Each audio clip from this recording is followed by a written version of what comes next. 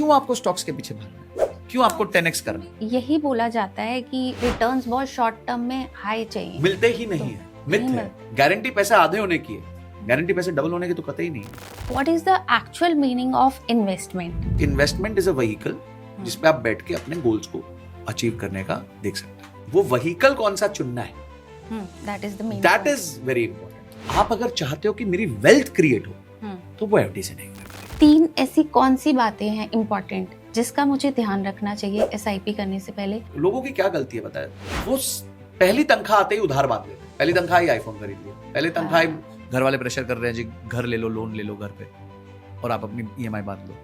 वो ये सब करने को तैयार है क्योंकि उससे समाज को दिखता है उनके पास क्या है। आपके हिसाब से विच ऑप्शन इज बेटर, मतलब बाइंग अ हाउस और rental property? House is not an investment, it's a purchase. Gold और सिल्वर तो भाग रहा है और एक आम जनता की रीच से बाहर होता जा रहा है। जब तक डोनाल्ड ट्रम्प का ये पागलपन चलता रहेगा तब तक गोल्ड का भाव बढ़ता रहेगा। डेट फ्री लाइफ जीने का सिंपल और प्रैक्टिकल फॉर्मूला? इन्वेस्टमेंट का जो सबसे बड़ा रिक्वायरमेंट है वो इंटेलिजेंस नहीं है। वो ये नहीं है कि मैं समझता हूं कि कौन सा स्टॉक चलेगा कौन सा नहीं चलेगा, क्योंकि इस दुनिया में कोई नहीं जानता है। जी, सिर्फ पेशेंस। क्रिप्टो फ्यूचर है या बबल है? क्रिप्टो मिठाई है, ज्यादा खाओगे डायबिटीज हो जाएगी।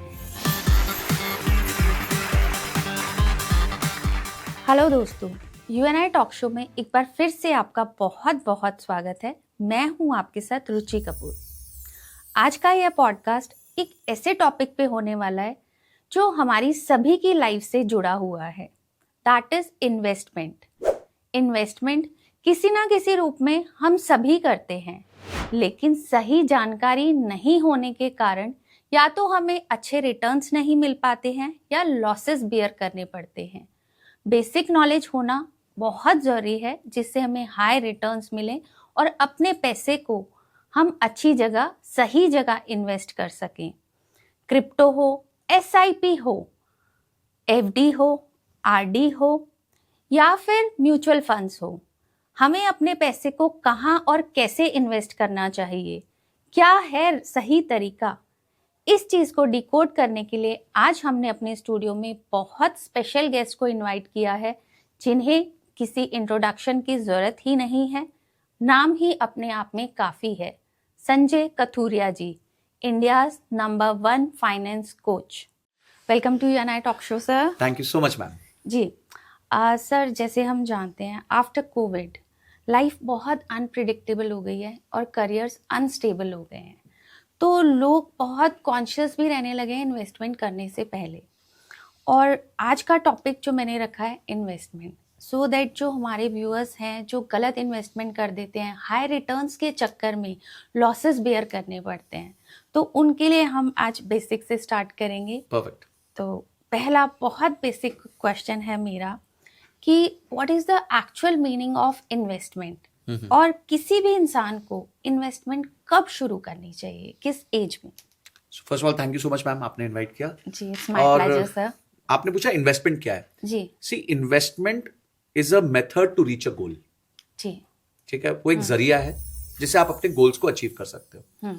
इंसान के लाइफ में उसके लाइफ इवेंट्स गोल होते हैं। फॉर एग्जाम्पल शादी हो गई, बच्चों की पढ़ाई हो गई, बच्चों की शादी हो गई, ट्रैवल करना हो गया, गाड़ी खरीदना हो गया, घर खरीदना हो गया, एंड फाइनली फाइनेंशियली इंडिपेंडेंट हो गया, रिटायर होना हो गया। जी, तो ये आपके लाइफ के बड़े एक मिडिल क्लास परिवार के 7-8 गोल्स होते हैं। राइट।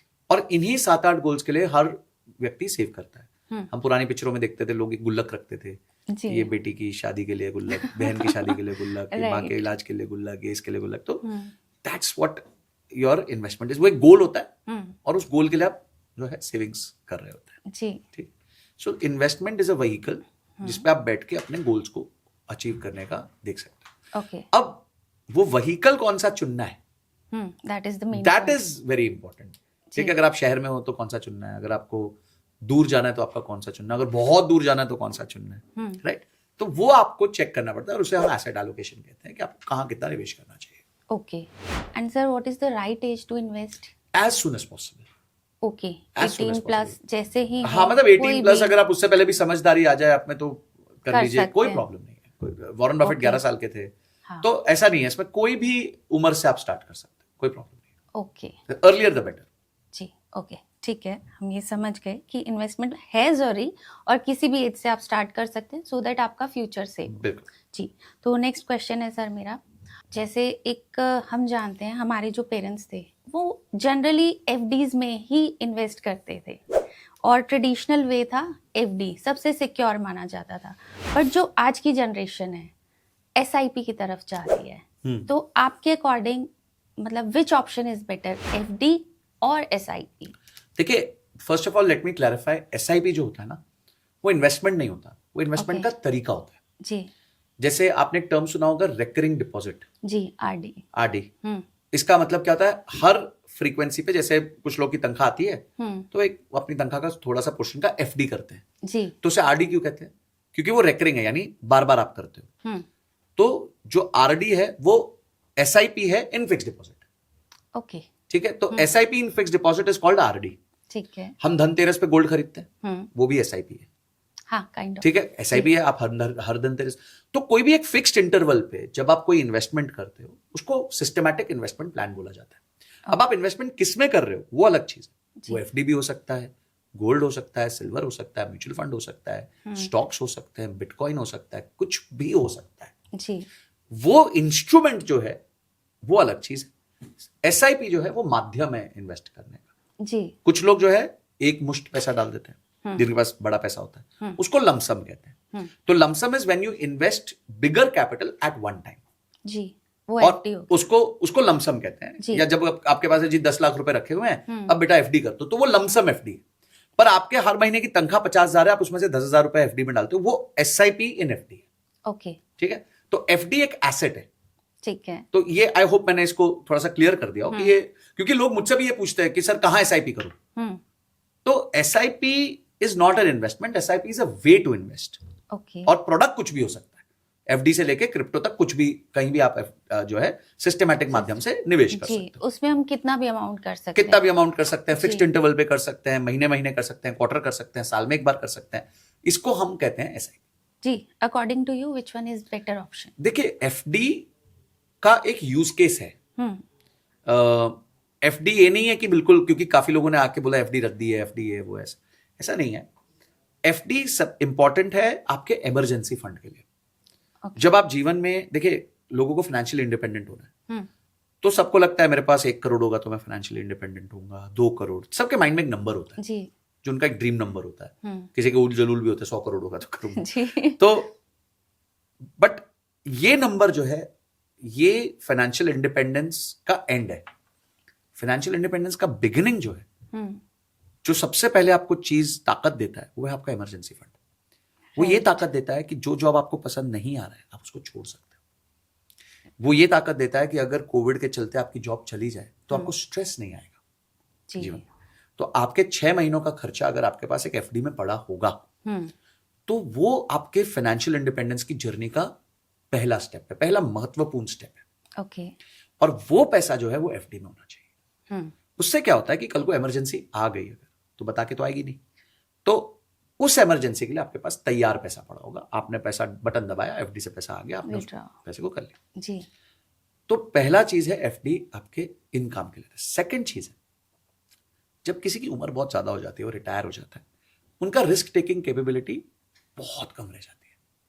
वो चाहते ही नहीं रिस्क लेना, उनको समझ नहीं आता मैं म्यूचुअल फंड में डालूंगा कैसे, कौन सा बटन दबाऊंगा, क्या करूंगा, मेरे को एजेंट को फोन करना होगा। ऐसे लोगों के लिए जो नहीं समझते हैं सारी चीजें, जिनकी उम्र ज्यादा हो चुकी है, उनके लिए भी एफडी बहुत अच्छा माध्यम है, कोई प्रॉब्लम नहीं। एफडी में भी कुछ बैंक्स हैं जो आपको ज्यादा पैसा दे देते हैं, कुछ बैंक्स हैं जो कम दे देता है, आप उसको चेक कर सकते हो। तीसरा केस एफडी का होता है कि समझिए आपने घर बेचा, आपके पास एक 50 लाख रुपए आ गए, अभी आपको इमीडिएटली नहीं पता उसका करना क्या है जी, तो आपने क्या किया, उसको एफडी में रख दिया। 1 महीना, 2 महीना, 3 महीने बाद आपको उसको री इन्वेस्ट कर दिया।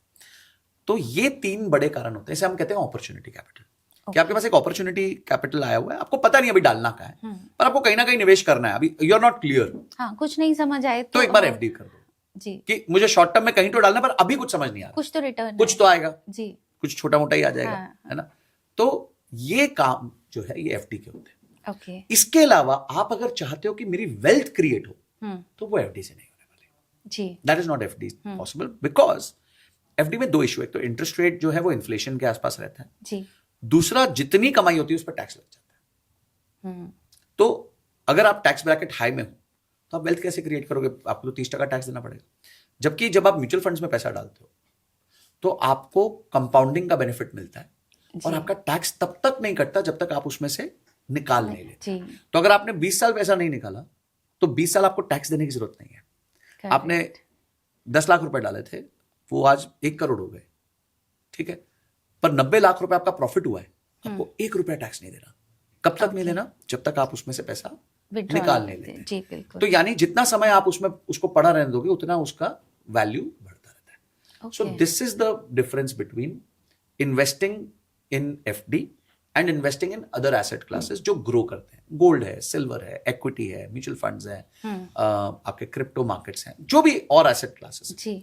तो इसमें जब आप वेल्थ क्रिएट करते हो। Okay, that's cool. मतलब काफ़ी इजी वर्ड्स में आपने समझा दिया है। इवन मुझे भी ऐसा लगा कि दोनों ही चीज़ें इतनी क्लियर हो गई कि SIP करूं कि FD करूं, 1 मिनट में मैं उसको डिसीजन ले सकती हूँ। तो नेक्स्ट क्वेश्चन मेरा इसी से रिलेटेड है। जैसे मैंने सोचा SIP करने जाती हूँ, तो 3 ऐसी कौन सी बातें हैं इम्पॉर्टेंट जिसका मुझे ध्यान रखना चाहिए SIP करने से पहले, और 3 बातें जो एज अ बिगनर मुझे अवॉइड करनी चाहिए कि ये चीज़ तो ध्यान में रखनी चाहिए, ये नहीं करना SIP से पहले। तो आपने सबसे पहले पूछा कि 3 चीजें मुझे क्या ध्यान रखनी है। सबसे पहले आपको अपना गोल बनाना है। हमारा पूरे देश का दुर्भाग्य यही है निवेश में कि हम गोल नहीं बनाते जी। बिना गोल के इन्वेस्ट करते हैं। हम पैसा क्यों डाल रहे हैं हमें नहीं पता, हमें पैसा कितना चाहिए हमें नहीं पता, हमें पैसा कब चाहिए हमें नहीं पता, हम डाल रहे हैं। तो ये गलत हो जाता है। मैंने क्या कहा, अगर आपको पता हो कि आपको जाना कहाँ है तो आप उस हिसाब से गाड़ी चुनोगे। अगर आपको घर के अगल बगल जाना है, कोई सब्जी वब्जी लेने जाना है तो आप स्कूटर पे जाओगे, थोड़ा दूर जाना है तो गाड़ी पे जाओगे, लंबी ड्राइव है तो SUV पे जाओगे जी, राइट। और लंबी ड्राइव है तो फ्लाइट पकड़ के चले जाओगे। तो ये जो व्हीकल का चयन है, चॉइस है, will depend upon your goal. तो सबसे पहली चीज जब आप इन्वेस्टमेंट सीखते हैं तो आपको गोल बेस्ड इन्वेस्टिंग सीखनी पड़ेगी कि मेरा गोल क्या है, मुझे कब पैसा चाहिए और कितना पैसा चाहिए, ये आपको फाइंड आउट करना पड़ेगा जी। तो ये पहली चीज करिए। सेकंड चीज जो करिए कि हमेशा इन्वेस्टमेंट्स को टाइम दीजिए। ये गेम समय का है, ये गेम अंदर बाहर जाने का नहीं है कि आज खरीद लिया कल बेच दिया, आज खरीद लिया कल बेच दिया। आपको एक समय देना पड़ेगा उसको, तब जाके वो एसेट जो है वो रचता है। ठीक है, जैसे दही को भी आप जमाने के लिए ओवरनाइट रखते हो ना, ऐसा तो है नहीं कि जैसे ही वो खट्टा डाला उसमें तो चलो भाई 1 सेकंड में हो जाएगा। It take its own time. तो इसी तरीके से आपको इसको भी टाइम देना पड़ेगा ताकि वो भी रच जाए, अपनी वैल्यू लेके आए। और तीसरी चीज जो बहुत इंपॉर्टेंट है वो है आपको अपनी इन्वेस्टमेंट को अपनी इनकम के हिसाब से स्टेप अप करना चाहिए। करेक्ट। लोग गलती क्या करते हैं, आज मेरी 50,000 की तनख्वाह है, मैंने 10,000 की SIP चालू कर दी, 3 साल बाद मेरी 1 लाख की तनख्वाह हो गई, तो मेरी SIP आज भी 10,000 की चल रही है। क्यों भाई? जब आपकी तनख्वाह डबल हो गई तो आपका निवेश भी डबल हो जाना चाहिए जी। तो आपको, पर वहां डर लगता है, अरे 20,000 कैसे डाल दूं? भाई कमा भी तो 1 लाख रहे हो, है ना। जब आप 50,000 में 10,000 डाल सकते थे तो 1 लाख में 20,000 डाल ही सकते हो। तो हर बार जितनी आपकी इनकम बढ़ती है उतना आपको अपना जो इन्वेस्टमेंट है उसको स्टेप अप करना चाहिए। अगर आपने ये 3 नियम फॉलो कर लिए, आपको अपने गोल पे पहुंचने से कोई नहीं रोक सकता। ओके, यू मीन कि कोई भी इन्वेस्टमेंट करते हैं तो गोल ओरिएंटेड ही होनी चाहिए, तभी एक उसका जो रिटर्न्स हैं सही मिलेंगे और हम राइट डिसीजन ले पाएंगे। रिटर्न्स देखिए हमारे हाथ में नहीं है, we don't have the power for, वो तो मार्केट के हाथ में है। पर राइट एसेट चुनना जो हमारे गोल के लिए राइट है, एटलीस्ट वो तो हम कर ही सकते हैं जब हमारे को हमारा गोल पता होगा। बिल्कुल सही बात है सर। ठीक है सर, जैसे जब मार्केट क्रैश होती है तो सब पैनिक करते हैं, लगता है कहीं हमारे स्टॉक्स ना गिर जाएं या बट एक SIP ही ऐसी चीज़ है जिसमें लोग मतलब एक उसको स्ट्रैटेजी बोलेंगे, आई गेस स्ट्रैटेजी माना जाता है और उसमें कोई पैनिक करने की ज़रूरत नहीं कि मार्केट क्रैश हो रही है, ऐसा है? देखिए हमारे एक कहावत है कि मार्केट में कभी मंदी नहीं आती। लोग कहते हैं ना मंदी आ गई, क्रैश हो गया, कभी नहीं आती। क्यों नहीं आती मैं आपको बताता हूँ। आपके पास फाइनली कितना पैसा होगा ये 2 चीजों पे निर्भर करता है कि आपके पास यूनिट्स कितने हैं और वो यूनिट्स का भाव क्या है। ओके ठीक है, मैंने 10 यूनिट खरीदे, 100 रुपए में खरीदे थे, आज वो 200 के हो गए। तो 10 यूनिट थे, 200 के हो गए तो आज कितने, वो उसकी वैल्यू 2000 हो गई। जी मैंने कितने डाले थे, 1000 रुपए डाले थे, तो यूनिट्स 10 है, उसकी वैल्यू 200 है। अब चढ़ती हुई मार्केट में क्या होता है, जो यूनिट की वैल्यू है वो बढ़ने लग जाती है। ओके ऑब्वियसली हाँ। मार्केट चढ़ रही है, यूनिट की वैल्यू बढ़ रही है। बिल्कुल सही बात है। अब मार्केट गिरेगी तो क्या होगा, यूनिट की वैल्यू कम होगी, पर मैं तो उतना ही पैसा निवेश कर रहा हूं हर महीने, तो मैं Okay. ज्यादा यूनिट्स खरीद पाऊंगा। तो जब मार्केट गिरती है तो मेरे यूनिट्स बढ़ जाते हैं, और जब मार्केट चढ़ रही होती है तो मेरे यूनिट का भाव बढ़ जाता है। तो दोनों ही केसेस तो दोनों ही केसेस में मैं विनर हूं। ओके और मैंने ऐसा कोई इंसान नहीं देखा जिसने महंगा खरीद के सस्ता बेच के पैसा बनाया। पॉसिबल नहीं। हाँ। तो स्टॉक मार्केट में लोग ये गलती क्यों करते हैं? जी आप क्यों महंगा खरीद के सस्ता बेच रहे हो? You should wait. You should wait. आप अपना वेट कीजिए। अब होता क्या, ये गलती क्यों होती है? क्योंकि लोग स्टॉक खरीदते हैं, किसी की सुन ली, किसी दोस्त से टिप ले लिया, एक पेनी स्टॉक उठा लिया और बोला कि यार ये बढ़िया लग रहा है, इस पे मैं 1 लाख रुपए डाल देता हूं। अगले दिन वो स्टॉक 50,000 हो जाता है, गिर जाता है 2-3 हफ्ते के अंदर। अब आपको समझ ही नहीं है करना क्या। क्यों? क्योंकि एट द फर्स्ट प्लेस आपको पता ही नहीं था कि आपने खरीदा क्या है। जी किसी दोस्त ने बोला था, कोई कंपनी का नाम बता दिया, तो 6000 कंपनी में से कोई एक कंपनी का नाम बता दिया, आप जाके गधे की तरह वो खरीदा है। पर यही अगर आप म्यूचुअल फंड में डालते हो तो म्यूचुअल फंड में एक बास्केट होता है, और वो बास्केट में जब आप पैसा डालते हो तो वो बास्केट में अगर कोई गिर जाता है तो कोई चढ़ जाता है, तो ओवरऑल एक बैलेंस क्रिएट हो जाता है।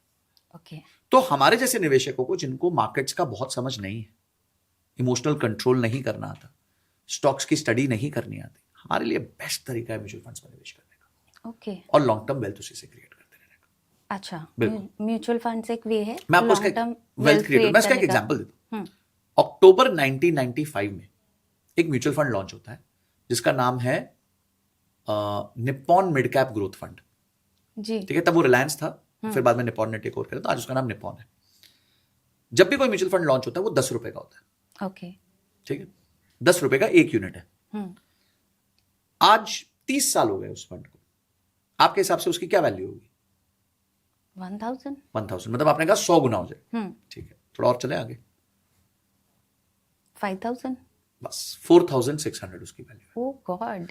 तो 460 टाइम्स आपका पैसा हो गया 30 इयर्स के अंदर। क्या बात है। 460 गुना, यानी अगर आपने 10 लाख डाले होते तो 46 करोड़ होते आज। अब इस बीच में मार्केट ऊपर गई, नीचे गई, क्रैश हुआ, 2008 आ गया, 2020 आ गया, सब कुछ हो चुका है, और आपके पैसे जो हैं 10 लाख के 46 करोड़ हो गए। ये क्यों हुए? क्योंकि Patience. आपने दही को जमने दिया। जी वही पेशेंस। तो इन्वेस्टमेंट का जो सबसे बड़ा रिक्वायरमेंट है वो इंटेलिजेंस नहीं है, वो ये नहीं है कि मैं समझता हूं कि कौन सा स्टॉक चलेगा कौन सा नहीं चलेगा, क्योंकि इस दुनिया में कोई नहीं जानता ये बात। जी सिर्फ पेशेंस है, सिर्फ पेशेंस है। अगर आप पेशेंटली गोल्स बना के अपना एसेट क्लास राइट चुन के उस पर स्टिक करते हो तो आप अपना गोल जरूर अचीव करोगे। बिल्कुल, यही चीज बिटकॉइन के साथ भी हुई। जिन्होंने पेशेंस रखी आज करोड़ों में है, बिल्कुल। और जो थोड़ा एक बोलते हैं कि प्रॉफिट के नाम पे जिन्हें लगा कि शॉर्ट टर्म प्रॉफिट ही यूज करना चाहिए, लैक्स में गया और उन्होंने बेच दिया। आज वो रिग्रेट कर रहे हैं कि यार बिटकॉइन लिया था और कहाँ पहुंच गए। ट्रू। कोई भी हमें क्या लगता है ना, एक पॉइंट के बाद, जैसे अभी सिल्वर 3 लाख हो गई, लेकिन यार 3 लाख से ऊपर कहाँ जाएगी? हमारा काम नहीं है ये सब सोचना। 3 लाख भी किसने सोचा था? अभी तो 70,000 थी, 70-80 हजार थी कुछ समय पहले। अभी गोल्ड 50-60 हजार था, बिल्कुल आज हो गया 1.5 लाख रुपए। तो ये हमारा काम नहीं है सोचना कि वो कहाँ जाएगा। जी हमारा काम है निवेश करते रहना। जी 10 साल, 15 साल, 20 साल निवेश करते रहो, बस देखो आपको क्या रिटर्न्स बनते हैं। जी अच्छा, अब आप देखिए पिछले 1-2 साल में गोल्ड भागा है, हो सकता है अगले 2 साल नहीं चले, 3 साल नहीं चले, तो वो एवरेज आउट होता है। ओके, आप पर बोलो कि मैं उसी समय घुसूंगा जब गोल्ड भागना चालू करेगा और उसी समय निकलूंगा जब गोल्ड गिरना चालू करेगा, ये इस दुनिया में वॉरेन बफेट क्या भगवान भी नहीं कर सकता। कोई भी नहीं, तो वो रिस्क आपका ज्यादा बढ़ जाता है। हाँ, तो आप जब लगे रहते हो तो आप महंगा भी खरीदते हो, सस्ता भी खरीदते हो, महंगा भी खरीदते हो, सस्ता भी खरीदते हो, तो आपकी एवरेज कॉस्ट कम हो जाती है। जी, तो अभी हम जैसे गोल्ड और सिल्वर की बात कर रहे हैं, इसी से मैं जानना चाहूंगी, हम सभी जानते हैं अगर हम सिर्फ 1 साल पीछे जाएं, जनवरी 2025, तो गोल्ड की जो कॉस्ट थी एवरेज 90 to 95,000 के बीच 70 थी। 70 से 75,000। जनवरी 2025 में गोल्ड 75,000 रुपए का 10 ग्राम था। ओके, आज भी याद है मुझे। तो हम मान लेते हैं सपोज 75,000 ही था, और हम 1 साल और पीछे जाएंगे तो जनवरी 2024 उस टाइम अराउंड 70 to 75,000 के बीच था। 60 था शायद, if I'm not ji, wrong। मतलब वही 5-10 हजार ऊपर नीचे जो भी होगा।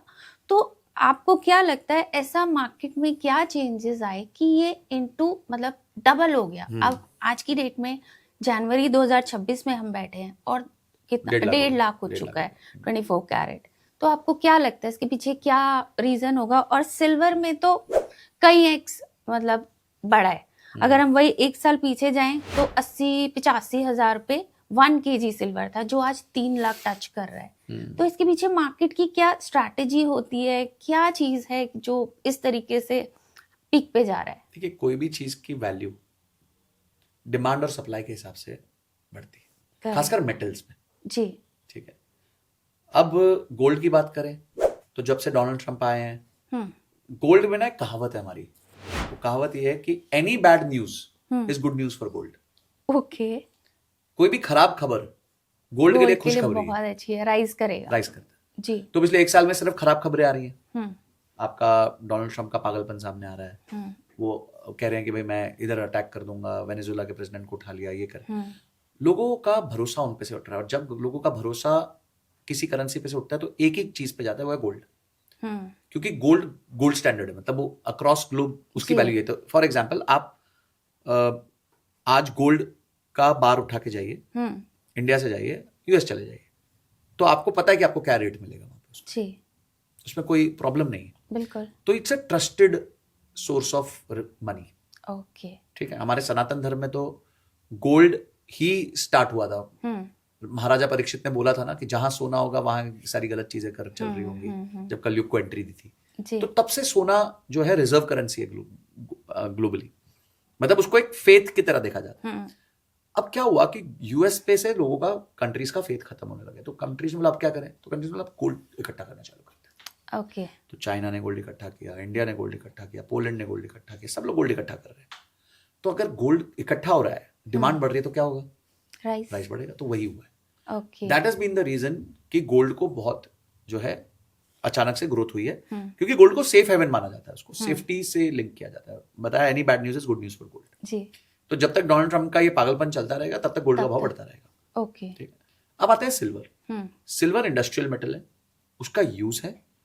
और सिल्वर में क्या होता है, जैसे फॉर एग्जांपल ये आपके पास एक टैब है जो आप लेके बैठे हैं, उसमें सिल्वर है। ठीक है, चिप्स हैं उसमें सिल्वर है। अब वो सिल्वर ना कंज्यूम हो चुका है, गया, साफ हो गया, अब ये इसमें यूज हो चुका है। अब यही वाला उठ के आप रीयूज नहीं कर सकते। जी बिल्कुल। तो silver is a consumptive asset, वो कंज्यूम हो जाता है। जी। लग गया तो लग गया, चला गया तो चला गया। आपने माइन किया, इसके चिप में डाल दिया, खत्म। राइट।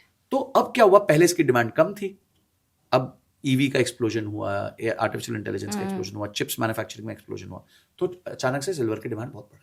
जी। अगर सिल्वर की डिमांड बढ़ गई तो उसका प्राइस बढ़ गया। अब सिल्वर में इतनी कमी है प्रोडक्शन में कि वो मैच नहीं हो रहा, इसलिए सिल्वर का भाव 5 गुना 6 गुना हो गया। और अभी आपको लगता है कि और राइज करेगा? देखिए, जब तक सिल्वर का रिप्लेसमेंट नहीं आ जाता, कोई ऐसी चीज नहीं आ जाती तो जो सिल्वर को रिप्लेस कर सके, तब तक सिल्वर का भाव बढ़ेगा ही बढ़ेगा। तो सिल्वर की रिप्लेसमेंट आ सकती है? बिल्कुल आ सकती है। कोई अगर देखिए, वो कहते हैं ना कि need is the mother of all inventions. तो अगर silver out of the range हो गया, फिर तो कोई, देखिए आज हम खुश हो रहे हैं क्योंकि हम थोड़ा बहुत सिल्वर होल्ड करते हैं, पर हमें नहीं समझ आ रहा कि ये जो 5 गुना बढ़ा है सिल्वर, जी, उस वजह से ईवी बैटरीज बढ़ी हैं, तो कल को हम ईवी व्हीकल लेने जाएंगे, उसका भाव बढ़ चुका होगा। राइट। आप लैपटॉप और ये टैब लेने जाएंगे, उसका भाव बढ़ चुका होगा। तो ये आप एंड ऑफ द डे तो जो इसकी वसूली है वो हमसे ही होने वाली है। सच बात है। ठीक है। तो कोई ना कोई आएगा एक दिन और बोलेगा यार ये बहुत हो गया, अब मेरे को कोई ऐसा मेटल ढूंढना पड़ेगा या ऐसा कोई फॉर्मुलेशन ढूंढना पड़ेगा जहां मैं सिल्वर का यूजेज कम कर सकूं, ताकि मेरे कॉस्ट बचे, ताकि मेरा कंज्यूमर खरीद पाए। तो कंज्यूमर नहीं खरीद पाएगा। बिल्कुल। तो ये साइकिल जो है ना घूमता रहेगा। पर ये साइकिल ने पिछले 1.5 साल में सिल्वर को तो चांदी की तो चांदी कर दी। जी बिल्कुल। और सोना भी आपको कितना लगता है, गोल्ड कितना? देखिए, मैं कोई गेस मत नहीं करता, ये मेरी तरफ से कभी कोई गेस नहीं। मतलब मार्केट में कोई एक प्रेडिक्शन आ रही है कि भाई गोल्ड इतना देखिए, मार्केट में प्रेडिक्शन करने वाले हमेशा गलत होते हैं। ओके। क्योंकि हम कर ही नहीं सकते। गोल्ड सब लोग 1 लाख पे रुक गए थे, बोले यार बहुत हो गया, 1.5 लाख पहुंच गया। अब 1.5 लाख पे लोग कह रहे 2 लाख पहुंच जाएगा, पता चला वो मुंह मोड़ लिया और वापस 31 पे आ गया। हमें नहीं पता। I don't predict the markets, ये मेरा काम नहीं है, क्योंकि मार्केट मेरे कंट्रोल में नहीं है। सही बात है। ठीक है जी। मेरे को ये पता है कि जब तक डोनाल्ड ट्रंप है तब तक कुछ भी हो सकता है, तब तक कुछ। Uncertainty is the best friend of gold. जी। तो बस ठीक है, अनसर्टेनिटी है तो अभी ठीक चल रहा है। जी। जैसे ग्लोबल दुनिया में एकदम शांति पीस हो जाएगी तो गोल्ड का उस तेजी से इजाफा होना कम हो जाएगा, एक स्टेबिलिटी आनी एक शुरू हो स्टेबिलिटी आ जाएगी। जाएगी। हो सकता है उतने अच्छे रिटर्न्स पे नहीं बनेंगे। हम्म, तो मेरा काम प्रिडिक्ट करना नहीं है, एस्ट्रोलॉजर नहीं हूं। ठीक है। मेरा काम है ट्रेंड को देखना और हाँ, ट्रेंड के साथ रहना, क्योंकि बिल्कुल। हमारे यहाँ इन्वेस्टमेंट में कहावत है, ट्रेंड इज योर फ्रेंड। जी, बस आप अगर ट्रेंड के साथ हो तो बस बढ़िया, फिर तो कोई फिर प्रॉब्लम नहीं। ट्रेंड के अगेंस्ट मत जाओ, जी। क्योंकि लाखों करोड़ों लोग मार्केट में प्ले कर रहे हैं। आज मैं बोलूं नहीं सिल्वर बहुत भाग गया, मैं तो सिल्वर मैं नहीं रहूंगा, और सिल्वर फिर से 50,000 किलो, एक एक दिन में 20-20 हजार रुपए किलो बढ़ जाता है। जी, जी। जबकि सिल्वर की वैल्यू कुछ साल पहले 30,000 रुपए किलो होती थी। हाँ, अब आज एक दिन में जो उसकी पहले वैल्यू हुआ करती थी, उतना तो वो वैल्यू में बढ़ जाता है। सही तो बात है। कुछ पता नहीं होता भाई, एसेट क्लासेस का कुछ पता नहीं होता, अनप्रिडिक्टेबल। अनप्रिडिक्टेबल है। हम लोग नहीं प्रिडिक्ट करते, हम सिर्फ ट्रेंड के साथ रहते हैं। ठीक है, जैसे हम मेटल्स की बात कर रहे हैं, अब हमें पता है गोल्ड और सिल्वर तो भाग रहा है और एक आम जनता की रीच से बाहर होता जा रहा है। तो आपको लगता है कि कॉपर इसको रिप्लेस कर सकता है, जबकि अभी ईटीएफ में नहीं आता है वो? आपका क्या कहना है? देखिए कॉपर अगेन लगेगा ही लगेगा, हर एआई डेटा सेंटर को बहुत ज्यादा कॉपर लगता है। कॉपर के बिना इलेक्ट्रिसिटी नहीं मूव होगी, कॉपर के बिना एआई, जितनी चीजें में सिल्वर, जिसमें सिल्वर लग रहा है उसमें कॉपर भी लग रहा है, तो कॉपर बढ़ रहा है, ऑब्वियसली बढ़ेगा। और देखिए आपको पार्टिसिपेट करना है कोई भी एसेट क्लास में, तो आपको देखना पड़ेगा कि जैसे गोल्ड और सिल्वर में ईटीएफ है, कॉपर में ईटीएफ नहीं, पर फिर आप देखो कौन सी कंपनीज है जो कॉपर में काम कर रही हैं, आप उनमें इन्वेस्ट कर दो। ओके, या फिर अगर आपको ज्यादा समझ नहीं आता तो एक मेटल्स ईटीएफ है, तो आप मेटल्स ईटीएफ में पैसा डाल दो। ओके, वहां सेफ है। वहां से मतलब वहां स्टॉक्स हैं जो मेटल्स कंपनीज हैं सारी, वो आप डाल दो। कल को कोई ऊपर नीचे भी होगी तो पूरा बास्केट नहीं खराब हो जाएगा। राइट। तो मैं बास्केट बेस्ड इन्वेस्टिंग को प्रमोट करता हूँ, मैं स्टॉक इन्वेस्टिंग को मैं नहीं प्रमोट करता। अच्छा, जिनको करना है वो करे, बट मैं नहीं करता स्टॉक इन्वेस्टिंग को। I believe in basket based investing and I think that is the best way to invest for retail investors जिनको बहुत ज्यादा अंडरस्टैंडिंग नहीं है। जी, तो आप बास्केट में इन्वेस्ट करिए और एसआईपी करिए, बस ये दोनों का कॉम्बिनेशन जिंदगी भर मेंटेन करिए, आप एक्चुअली बहुत ज्यादा इन्वेस्टर्स से ज्यादा अच्छा कमा लोगे। ठीक है। इसमें सर एक चीज आती है कि जैसे जो इनकम सबकी अलग अलग होती है, कोई 50,000 कमा रहा है, 5 लाख कमा रहा है, 5 करोड़ कमा रहा है, तो क्या उसको अपना लाइफस्टाइल के अकॉर्डिंग ही सेविंग्स करनी चाहिए? मतलब क्या इसके पीछे क्या वो, सपोज मैं कोई है आज 10,000 रुपये कमा रहा है, उसको एक मिनिमम कितना अमाउंट है सेव करे कि एक वेल्थ क्रिएट कर सके? क्योंकि छोटी छोटी सेविंग से तो मुझे नहीं लगता कि कुछ भी वो बना सकता है। वो तो फिर कुछ लेना होगा, वो सेविंग निकालेगा, खरीदेगा, पैसा फिर खत्म। तो एक सेविंग उसके लिए पहले हम छोटे उससे शुरू करते हैं, जो बहुत कम कमा रहे हैं, जिनकी सैलरी 10,000, 20,000, 25,000 है, उनके लिए एक मिनिमम अमाउंट क्या होना चाहिए कि वो सेव कर सके? देखिए भारत बढ़िया बहुत अच्छी कंट्री है। ये एक कंट्री है जहां पे आप 250 रुपए से एसआईपी कर सकते हो। ओके, सिर्फ 250 रुपए महीने से आप अपनी एसआईपी चालू कर सकते हो। अब क्या है कि कोई 10,000 रुपए कमा रहा है और वो अगर 1 लाख रुपए के लाइफस्टाइल को एक्सपेक्ट कर रहा है, तो फिर वो तो एक्सपेक्टेशन ही गलत है। मैं लोगों को कहता हूं कि आप जिस दिन आपको तनख्वाह लगी, जॉब लगी है, उस दिन आप ये मानो कि आपके बॉस ने आपकी 10% तनख्वाह काट ली है। जी, ठीक है, आपकी 20,000 की तनख्वाह लगी महीने की, आप मानो आपके बॉस ने आपकी उसी दिन 10% तनख्वाह काट ली, तो आपकी रह कितनी गई? 18। आप 18 में काम चलाओ, इस 2,000 को निवेश कर दो और निवेश करके भूल जाओ। अब तनख्वाह 30,000 हो गई, तो बॉस ने कितनी काट ली? 3,000 काट ली, जी, तो 3,000 रुपए निवेश कर दो। बॉस तनख्वाह 50,000 हो गई, कितनी काट ली बॉस ने? 10% काट लिया, 5,000 निवेश कर दो। आपको पहले निवेश के लिए पैसा निकालना पड़ेगा, नहीं तो कभी भी निवेश के लिए पैसा बचेगा ही नहीं। और ये मैं ऐसे लोगों की बात नहीं कर रहा जिनकी तनख्वाह 20, 25, 30,000 है, जिनकी 5 लाख 6 लाख रुपए महीना है ना, वो भी बाद में निवेश नहीं कर पाते क्योंकि हैबिट नहीं बनती। वो मेंटली प्रिपेयर नहीं होते कि हमें ये इनकम अभी साइड हमारे करनी है। इतने फ्रेंड्स हैं जिनकी इनकम 10-10 लाख रुपए महीना है, उनकी एसआईपी कितनी चल रही होती है? 25,000 रुपए महीना, 30,000 रुपए महीना, कुछ भी नहीं है। कुछ भी नहीं। मतलब यार तुम 10 लाख रुपए महीना कमा रहे हो, 10% भी निकालोगे 3 लाख की तो एसआईपी करो। क्या खर्चे हैं तुम्हारे? 3 लाख तुम सरकार को दे दो, 3 लाख के खर्चे कर लो, 3 लाख रुपए तुम एसआईपी कर लो, हो गया। फिर भी तुम क्या जिंदगी जियोगे? और 3 लाख की एसआईपी करे अगर 12% पे 20 साल के लिए व्यक्ति, तो उसके पास 30 करोड़ रुपए बनते हैं। 3 लाख रुपए अगर 20 साल के लिए निवेश हो 12% सीएजीआर पे, तो व्यक्ति के पास 30 करोड़ रुपए बन जाएंगे।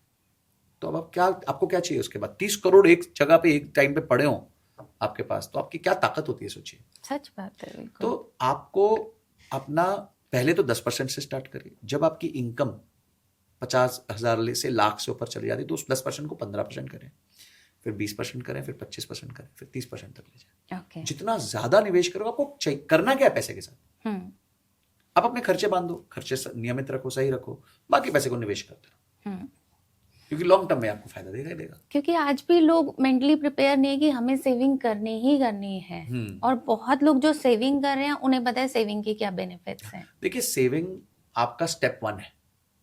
आपने जैसे ही इनकम कमाई तो उसके बाद आपको सेविंग ही करनी है, और फिर उस सेविंग को इन्वेस्ट भी करना है। जी। कुछ लोग क्या करेंगे, सेविंग करके सिर्फ एफडी कर देंगे, तो फिर वेल्थ क्रिएट नहीं होगी। करेक्ट। आप थोड़ा सा सीख लो ना, कोई बड़ी बात थोड़ी है। रहता किसी ने ज्योग्राफी सीख ली, साइंस सीख लिया, 4 साल इंजीनियर बन गए, डॉक्टर बन गए, आप सब कुछ बन गए यार। थोड़ा सा फाइनेंस को बेसिक सीख लो, 2 महीने का काम है, 2 महीने में सब कुछ समझ आ जाएगा आपको कि क्या और करना चाहिए। मजा वेल्थ क्रिएट करने में ही है। एब्सोल्युटली। जो वेल्थ, देखिए क्या होता है, जैसे जैसे आपकी इनकम ग्रो होती है, आपकी इन्वेस्टमेंट्स ग्रो होती हैं, धीरे धीरे आप अपना कॉर्पस बढ़ता हुआ देख रहे हैं।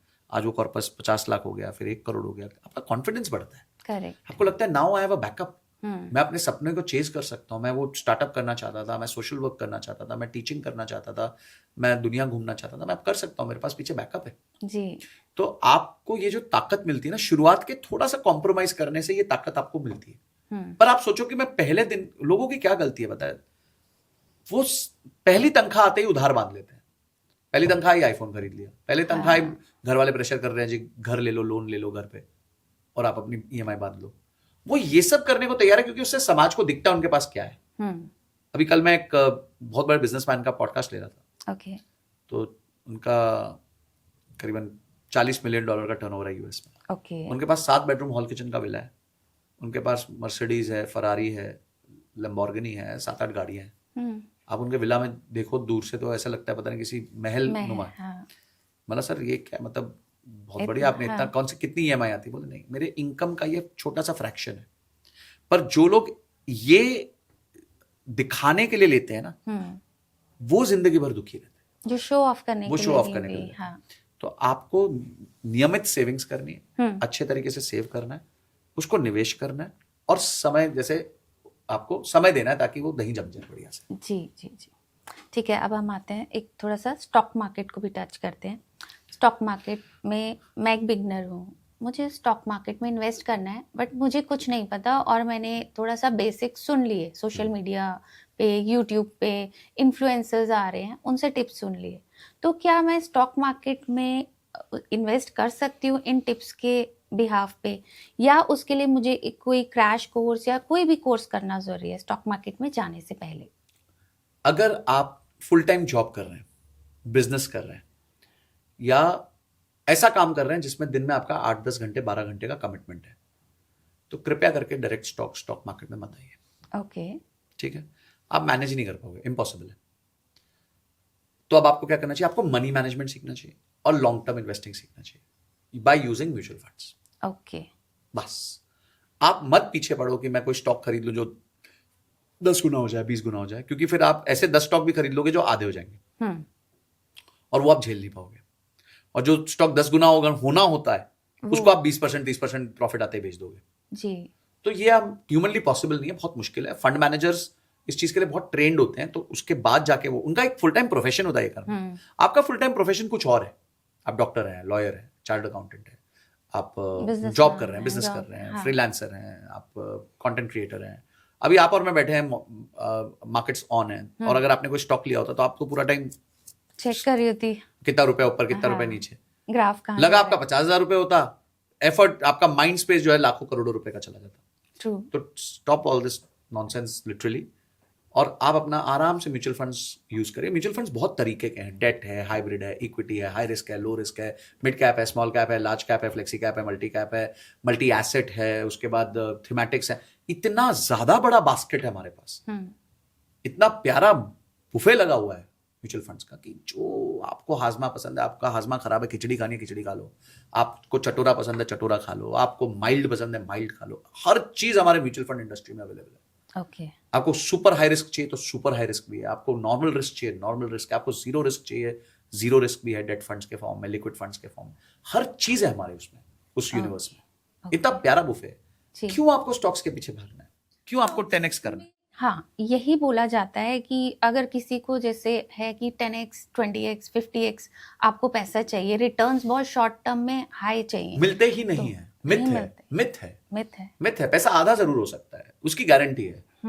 गारंटी पैसा आधे होने की है, गारंटी पैसे डबल होने की तो कतई नहीं है। नहीं है, नहीं है। हाई रिस्क तो बोला जाता है स्टॉक हाई रिस्क को। नहीं है, ओनली रिस्क है, बिकॉज आपको पता ही नहीं आप कर क्या रहे हो।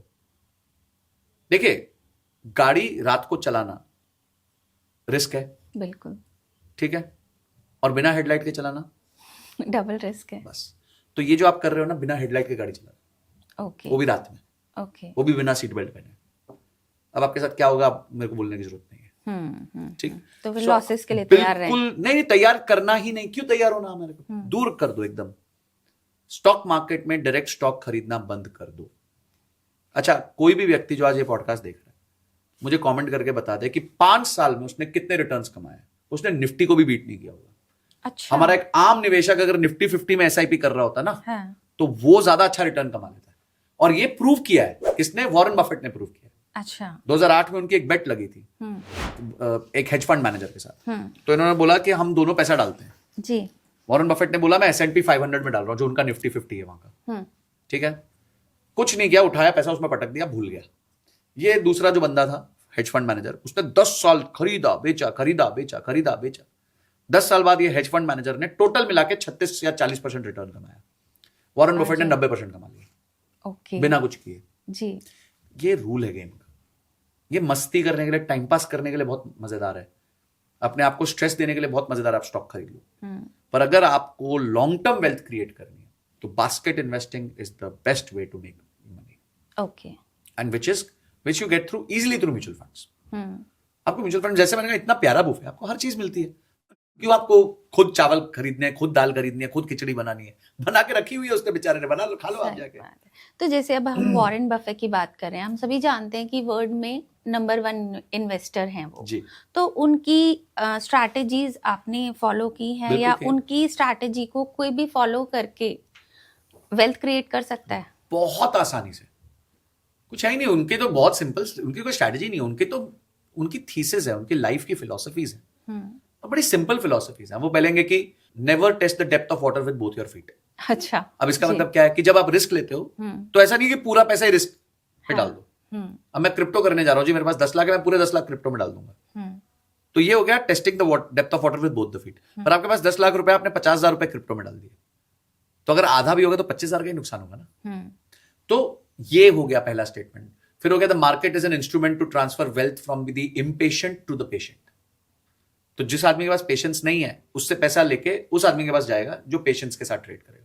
अब इसमें कौन सी उन्होंने बोला कि स्टॉक टिप ले लो, एप्पल ले लो, कुछ ले लो, वो तो आपको मार्केट में रहने का बिहेवियर सिखा रहे हैं। ठीक है, आपको एक मजेदार डेटा देता हूं, इंफॉर्मेशन देता हूं। यूएस में एक रिसर्च की गई कि सबसे ज्यादा रिटर्न्स किसने कमाए। आंसर पता क्या निकला? Warren Buffett? नहीं, नर्सेज ने। नर्सेज, अब आप बोलो, हॉस्पिटल्स? हाँ, हॉस्पिटल में जो नर्स होती है। ओके। सोचो कैसे कमाए। Invest and patience. पेशेंस क्या, वो रात को काम करती थी, सुबह सो जाती थी, तो उनके पास टाइम ही नहीं था देखने के लिए। तो उन्होंने कोई देखा ही नहीं कोई ऐप पे कि कितना मेरा रिटर्न्स चल रहा है। हम यहाँ रोज ऐप खोल के बैठ जाते हैं कि आज कितना हुआ, आज कितना हुआ। उन्होंने देखा ही नहीं। 40 साल तक काम करती रही, साथ साथ निवेश करती रही, और भूल गई। सबसे अच्छे रिटर्न्स उन्होंने कमाए। बताओ क्या दिमाग है उनमें फाइनेंशियल? बेचारी नर्सेज हैं, अपना काम ठीक से कर रही थी, बहुत बढ़िया कर रही थी, रात को काम कर रही थी, दिन में सो जाती थी। तो मार्केट दिन में खुलती है, तो उनको एक्सेस ही नहीं था मार्केट का जी। तो आपको जब तक आप इस दही को जमने नहीं दोगे, समय नहीं दोगे, आपका पैसा नहीं बच सकता जी। ये टाइम पास मजा बहुत आएगा आपको, कभी खरीद लिया, कभी बेच दिया, कभी 10 रुपए ऊपर, कभी 50 रुपए नीचे, मतलब पैसा नहीं बना सकता। बट वो शॉर्ट टर्म खुशी हो गई आपकी? मैंने सब किया हुआ है। अच्छा। सब मैंने स्टॉक्स खरीदे हैं, स्टॉक्स बेचे, ऑप्शंस किया है, एफएनओ किया, सब कुछ कर लिया है, सब कुछ कर लिया। मैंने वेल्थ सबसे ज्यादा बनाई है म्यूचुअल फंड्स में, जहां मैंने दिमाग बिल्कुल नहीं लगाया। ओके। तो दिमाग लगा के पैसा नहीं बनता स्टॉक मार्केट में। दिमाग आपको लगाना है, एक्टिव इनकम में लगाओ ना, अपनी नौकरी में लगाओ, स्किल्स को बढ़ाओ, वहां मेहनत करो ना। वहां कोई मेहनत नहीं करना चाहता, क्योंकि वहां खुद पे मेहनत करनी पड़ती है जी। यहाँ अपेक्षा होती है कोई एक स्टॉक मेरे को 10x कर देगा, शॉर्ट टर्म। हाँ, शॉर्ट टर्म वेल्थ। ये फिर then you will not win this war. वही चीज है ना, patience is the key to success, तो वो अप्लाई होती है यहाँ भी। Patience is the key to compounding अच्छा, इन दिस हाँ, केस। Right, compounding. जी, ठीक है सर। सर एक जैसे बिगनर्स की ही हम बात कर रहे हैं, तो बिगनर्स के लिए ऐसा कौन सा पाथ सस्टेनेबल है, ट्रेडिंग या लॉन्ग टर्म इन्वेस्टमेंट? वही लॉन्ग टर्म जो आप बताते आ रहे हैं। ट्रेडिंग बिल्कुल ही नहीं कि हम थोड़ा बहुत भी, सपोज हम आज 1 लाख इन्वेस्ट कर रहे हैं तो हम ट्रेडिंग में 25,000 इन्वेस्ट कर लें? बिल्कुल नहीं। आप बिल्कुल, उसका रीजन बहुत सिंपल है। अगर आपको ट्रेडिंग करनी है तो पहले आप 5 साल ट्रेडिंग सीखो। ओके।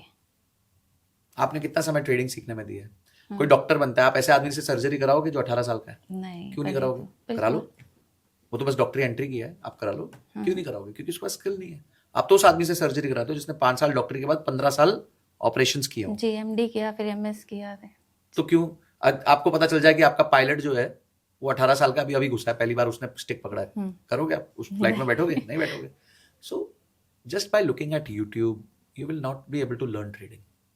ट्रेडिंग एक बहुत इंपॉर्टेंट, बहुत मुश्किल गेम है, और जो बड़े ट्रेडर्स होते हैं वो एग्जॉस्ट हो जाते हैं, बर्नआउट हो जाते हैं 35-40 तक। तो it's a very very high stakes game.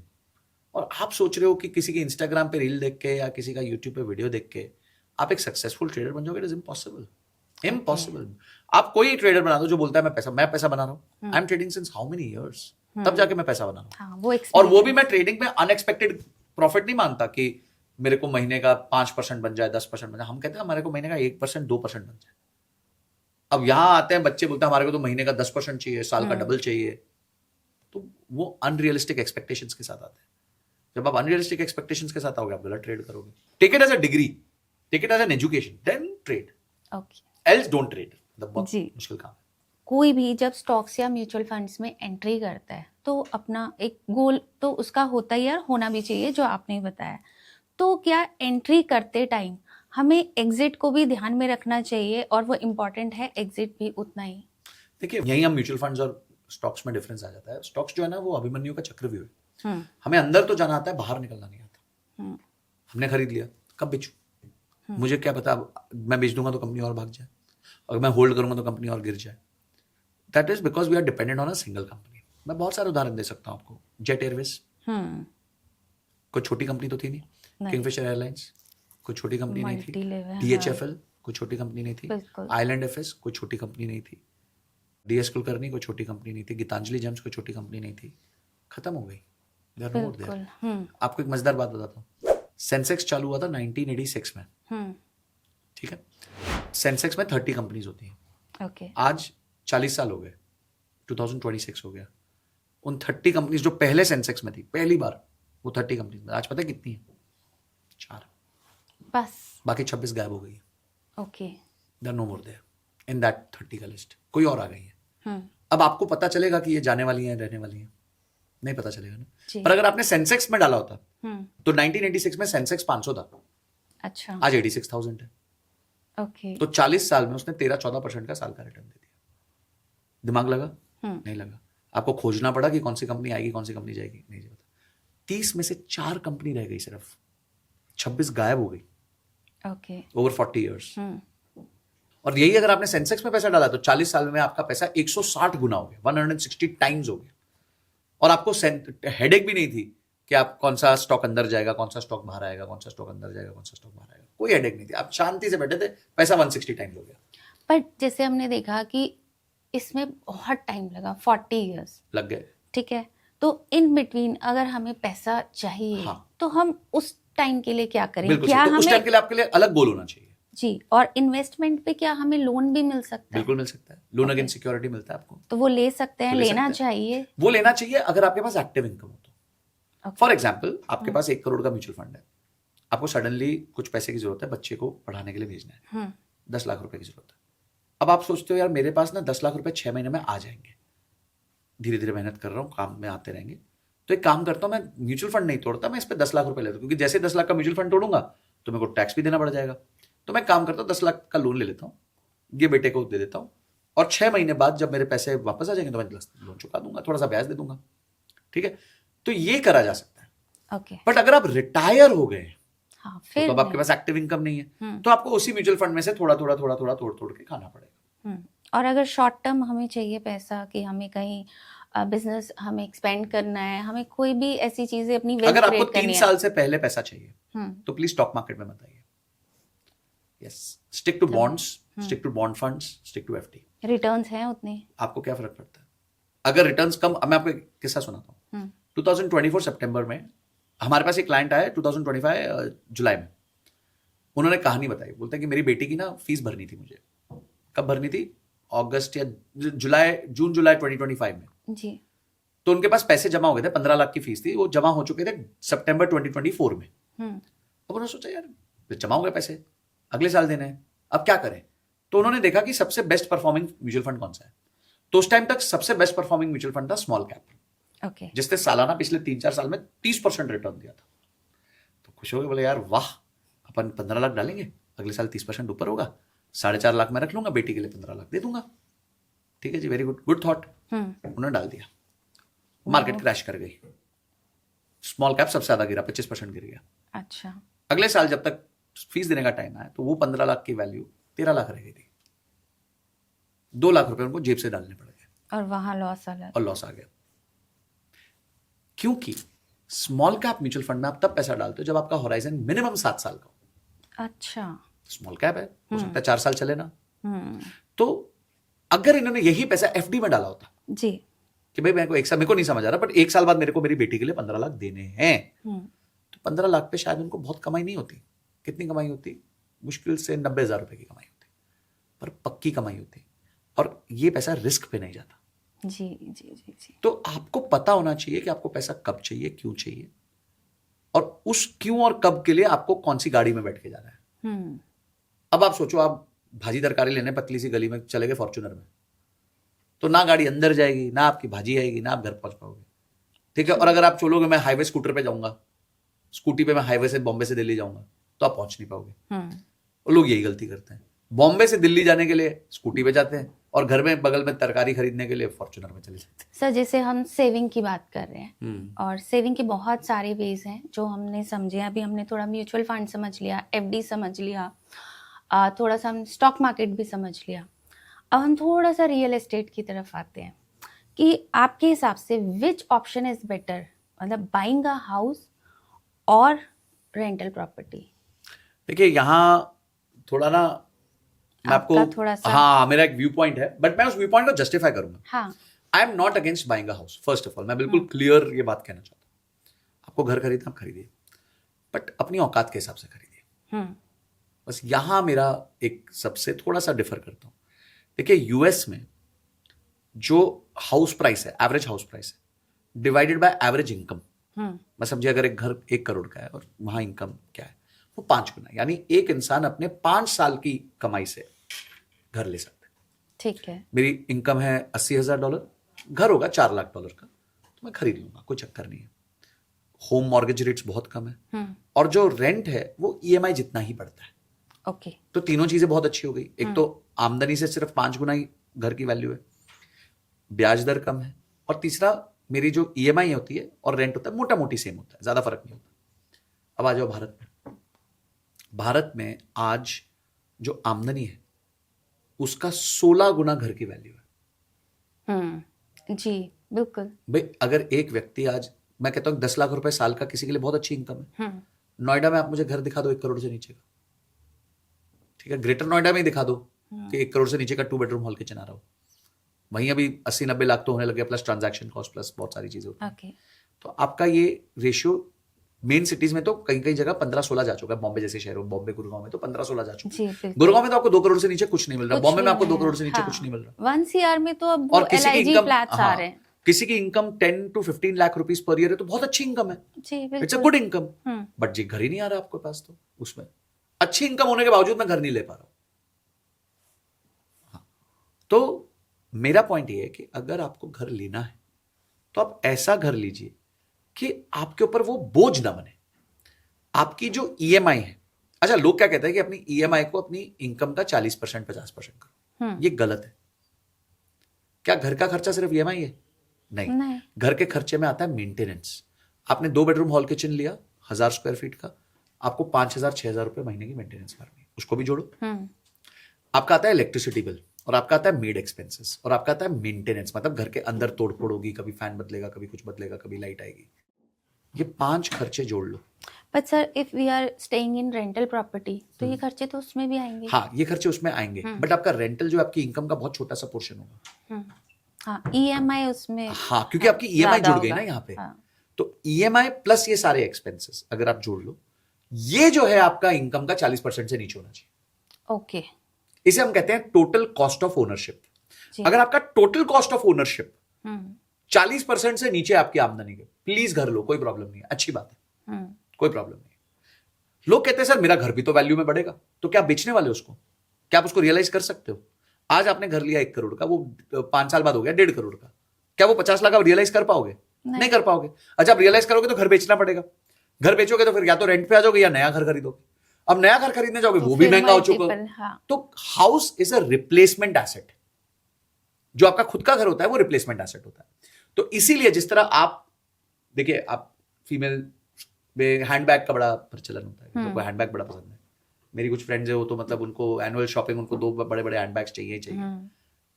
तो कोई व्यक्ति हैंडबैग लेगा फॉर एग्जाम्पल कोई छोटे ब्रांड का 1000-2000 हाँ। कोई लेगा 20,000 का, कोई लेगा 1 लाख का, कोई 5 लाख का, कोई अर्मीज का बर्किन ले लेगा 40 लाख का।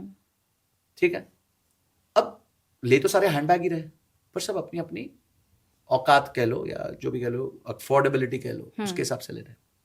पर अगर जो लड़की 10,000 का बैग ले सकती थी वो सोचे मैं गुच्ची का 3 लाख का बैग ले लूंगी, तो उस पर तो बोझ आएगा ना। बिल्कुल ठीक है, तो आप बस 10,000 का बैग ले सकते हो तो 10,000 का ही बैग लो। 10 का लेके 12 का ले लोगे चल जाता है, चलो। पर आप 10 लाख के बैग की जगह 3 लाख का बैग लेने जाओगे तो परेशानी है। And that's what I don't like. आपने घर लिया, आपकी total cost of ownership, EMI, maintenance, made, electricity and repairs and maintenance, ये मिला के आपकी इनकम का 70% चला गया। आप जिंदगी में उस घर में खुश रह पाओगे? 30% में निकाल पाओगे, इन्वेस्ट कर पाओगे, अपने बाकी के गोल्स अचीव कर पाओगे, अपने हस्बैंड वाइफ घूम पाओगे जाके? हमेशा गिल्ट में रह जाओगे यार, क्योंकि ईएमआई डिफॉल्ट तो इज्जत खत्म जी। जैसे ईएमआई डिफॉल्ट हुई आपकी इज्जत खत्म। हाँ, वो बैंक तो आ जाएगा घर पे 3 महीने बाद तो कुड़की करने। अच्छा, ऐसा है नहीं कि आप बाथरूम बेच के थोड़ा पैसा निकाल लोगे, बेडरूम बेच के थोड़ा पैसा जी। बट सर हमारी जो इंडियन मेंटालिटी है वो ये कहती है कि जो हम रेंट दे रहे हैं तो उस अमाउंट में थोड़ा सा प्लस करके हमने रेंट दिया, वो तो खत्म हो गया हमने। बट अगर उस अमाउंट को हम एज ईएमआई में कन्वर्ट करते हैं और घर ले लेते हैं तो वो तो हमारा एक लोन उतर रहा है ना, और हमारी जो छत है वो हमारी रहेगी। हमारी इंडियन मेंटालिटी है कि छत होनी जरूरी है और रेंट की जगह ईएमआई पे कर दो तो वो घर हमारा हो रहा है उतना। मैम देखो, आज मैं 5 करोड़ के घर में रहता हूँ साउथ दिल्ली में, रेंट 75,000 रुपए देता हूँ। अब मैं 5 करोड़ का घर अगर लेने जाऊं और मैं 5 करोड़ के घर में मानता हूँ पूरा ही 5 करोड़ में लोन पे ले लूं तो मेरी ईएमआई आएगी 4.5 लाख रुपए, 4 से 4.5 लाख रुपए। मैं 75,000 का रेंट दे रहा हूँ और 4.5 लाख की ईएमआई है वही घर के लिए, तो मैं क्या कहाँ से भर दूंगा उतना? नहीं, लेकिन जैसे अब आप 75,000 की ईएमआई दे रहे हैं, रेंट दे रहे हैं सॉरी, तो इंटू 12 करेंगे तो वो पैसा तो नहीं, तो वो तो आप यहाँ पे 3.5 लाख रुपए महीने का गैप है ना। ये 3.5 लाख रुपए की अगर मैं एसआईपी कर दूं 20 साल के लिए तो वो 35 करोड़ हो जाएगी। तो मैं रह भी लिया और 35 करोड़ का कॉर्पस भी आ गया, प्लस लिक्विड कॉर्पस है कि आज के आज बटन दबाया तो 35 करोड़ में से 10 लाख चाहिए, 5 लाख चाहिए, 20 लाख चाहिए, जो चाहिए वो मिल जाएगा। It is one two its own. मेरी तो अफोर्डेबिलिटी है, उसके बावजूद मैं घर नहीं लेता जी। मैं आराम से घर ले सकता हूँ, कोई प्रॉब्लम नहीं है, मैं फिर भी घर नहीं लेता। मेरे को लगता नहीं मेरे को नीड है घर लेने की, ठीक है, क्योंकि मैं हर 4-5 साल बाद बढ़िया सोसाइटी में मूव कर जाता हूँ। ऐसे ये घर पुराना हो गया, चलो अब अगले घर में चलते हैं, चलो ये घर पुराना हो गया, अगले घर में चलते हैं। क्या करना है, 3 महीने का 2 महीने का डिपॉजिट देना है, बाकी आपको 12 महीना आराम से रेंट देते रहना है जी। तो मैं अपनी अफोर्डेबिलिटी के हिसाब से, जहां मेरी इनकम का 10% से भी नीचे मेरा रेंट होता है। अब आप सोचो मैं कितना बड़ा पैसा बचा रहा हूं अपना, और वो कहां जा रहा है, और उसको मैं कंपाउंड कर रहा हूँ। हाँ। लगातार कंपाउंड कर रहा हूँ। और कंपाउंडिंग में देखिए मैम, मैं जिस घर में, मेरे पेरेंट्स का जो घर है, जो 2003 में उन्होंने बॉम्बे में लिया था मेरे फादर ने, वो जब मैं जॉब लगा 2008 में, मैं उसको, मेरे को इतना लोन भी नहीं मिल रहा था कि मैं वो घर खरीद सकता। अच्छा। उसकी जो वैल्यू थी, मेरे को बैंक उतना लोन नहीं दे रहा था कि मेरे पास पैसे हो और वो हो तो मैं वो घर खरीद पाऊं। And today I can by that house 5 times with my cash in bank. तो अप्रिशिएट ज्यादा कौन हुआ, वो घर हुआ या मैं हुआ? तो मैं अपने ऊपर इन्वेस्ट करूंगा ना, मैं क्यों घर पे इन्वेस्ट करूं? अब अगले 10 साल भी अगर मैंने ये कर लिया तो वो घर 2.5 करोड़ का 4 हो जाएगा, पर मेरी वैल्यू हो सकता है 100 करोड़ हो जाए। तो फिर मैं 25 बार वो घर खरीद सकता हूं, या फिर मैं अब 10 करोड़ का घर खरीद सकता हूं। तो लाइफ में ना हमेशा 8 आने में महंगा 1 रुपए में सस्ता होगा, अगर आपकी स्किल्स बेटर होंगी तो। जी, वही माइंडसेट है, और माइंडसेट का गेम है। और मैं नहीं अगेंस्ट हूं, मैं अभी भी ये कह रहा हूं कि आप लीजिए, कोई प्रॉब्लम नहीं है, पर तड़प के मत लीजिए। ऐसे मत लीजिए कि आपको आज का कॉम्प्रोमाइज करना पड़े, कि पता चला आज आपका खराब हो चुका है। क्यों? क्योंकि जी ईएमआई देनी है जी, मेंटेनेंस देनी है जी, तो हमारे पास तो पैसे नहीं बच रहे हैं, हम ट्रैवल नहीं कर पा रहे हैं, हम बच्चों को अच्छे स्कूल में नहीं डाल पा रहे हैं, हम अपनी सेविंग्स नहीं कर पा रहे हैं, हम अपना रिटायरमेंट प्लान नहीं कर पा रहे हैं। क्यों? क्योंकि एक सर पे बोझ ले लिया था हमने। आप उस बोझ को उतना रखो ना जितना आप दे पाओगे जी। बस इतना मेरा रिक्वेस्ट है, और कोई नहीं है। And house is not an investment, it's a purchase. वो एक परचेज है। तो परचेज आप कैसे करते हो? बट लोग इसे एसेट मानते हैं। गलत बात है। अब क्यों एसेट मान रहे हो? आप इसको बेचने वाले हो? नहीं, बेचने नहीं वाले हैं, बट अगर लाइफ में कोई ट्रेजेडी हो गई बराबर है, तो उस टाइम पे अगर आपके पास एफडी होती है, आप म्यूचुअल फंड होता है, वो ज्यादा अच्छा आपको लिक्विडिटी देते हैं। सेफ्टी तो वो भी लिक्विडिटी देते हैं आपको। हाँ, एक सेफ्टी। आपका घर बिक ही नहीं सकता इमीडिएटली। मेरा एक फ्रेंड था, घर खरीदा दिल्ली में, 3 साल रहा, दुबई में जॉब लग गई। ठीक है जी, गया ब्रोकर के पास, बोला जी मेरे को घर बेचना है। बोलो क्यों, इतना सुंदर घर आपने खरीदा था? बोला मेरी दुबई में जॉब लग गई, मेरे को जाना है। वो ब्रोकर ने पूरे नेटवर्क में फैला दिया कि इसकी दुबई में जॉब लग गई, ये सस्ता बेच के जाएगा। रो पड़ा वो घर बेचने में, उसने हाथ जोड़ लिया, जिंदगी में घर नहीं खरीदूंगा मैं। ओके। तो ये सारी, जब आपकी आपदा विपदा आती है ना, तो आपके पास cash in bank, liquid fund, वो जो होगा वो आपको हेल्प करता है। ये घर नहीं हेल्प करता। घर तो उस दिन बिल्कुल लायबिलिटी बन जाता है। आपकी इनकम बंद हो गया, आप ईएमआई कहां से दोगे? वो भी हाथ से जाएगा। वो भी हाथ से जाएगा। तो एक्सट्रीम मत कीजिए, इतना कीजिए कि आप उसको अफोर्ड कर सके। मतलब वही फ्यूचर के चक्कर में। और आज अगर आप आज ऐसे सोचो कि यार आज भाव बढ़ रहे हैं, मैं 2 बेडरूम ले सकता हूं, मैं 3 ले लेता हूं, क्योंकि कल को तो फैमिली बढ़ने वाली है।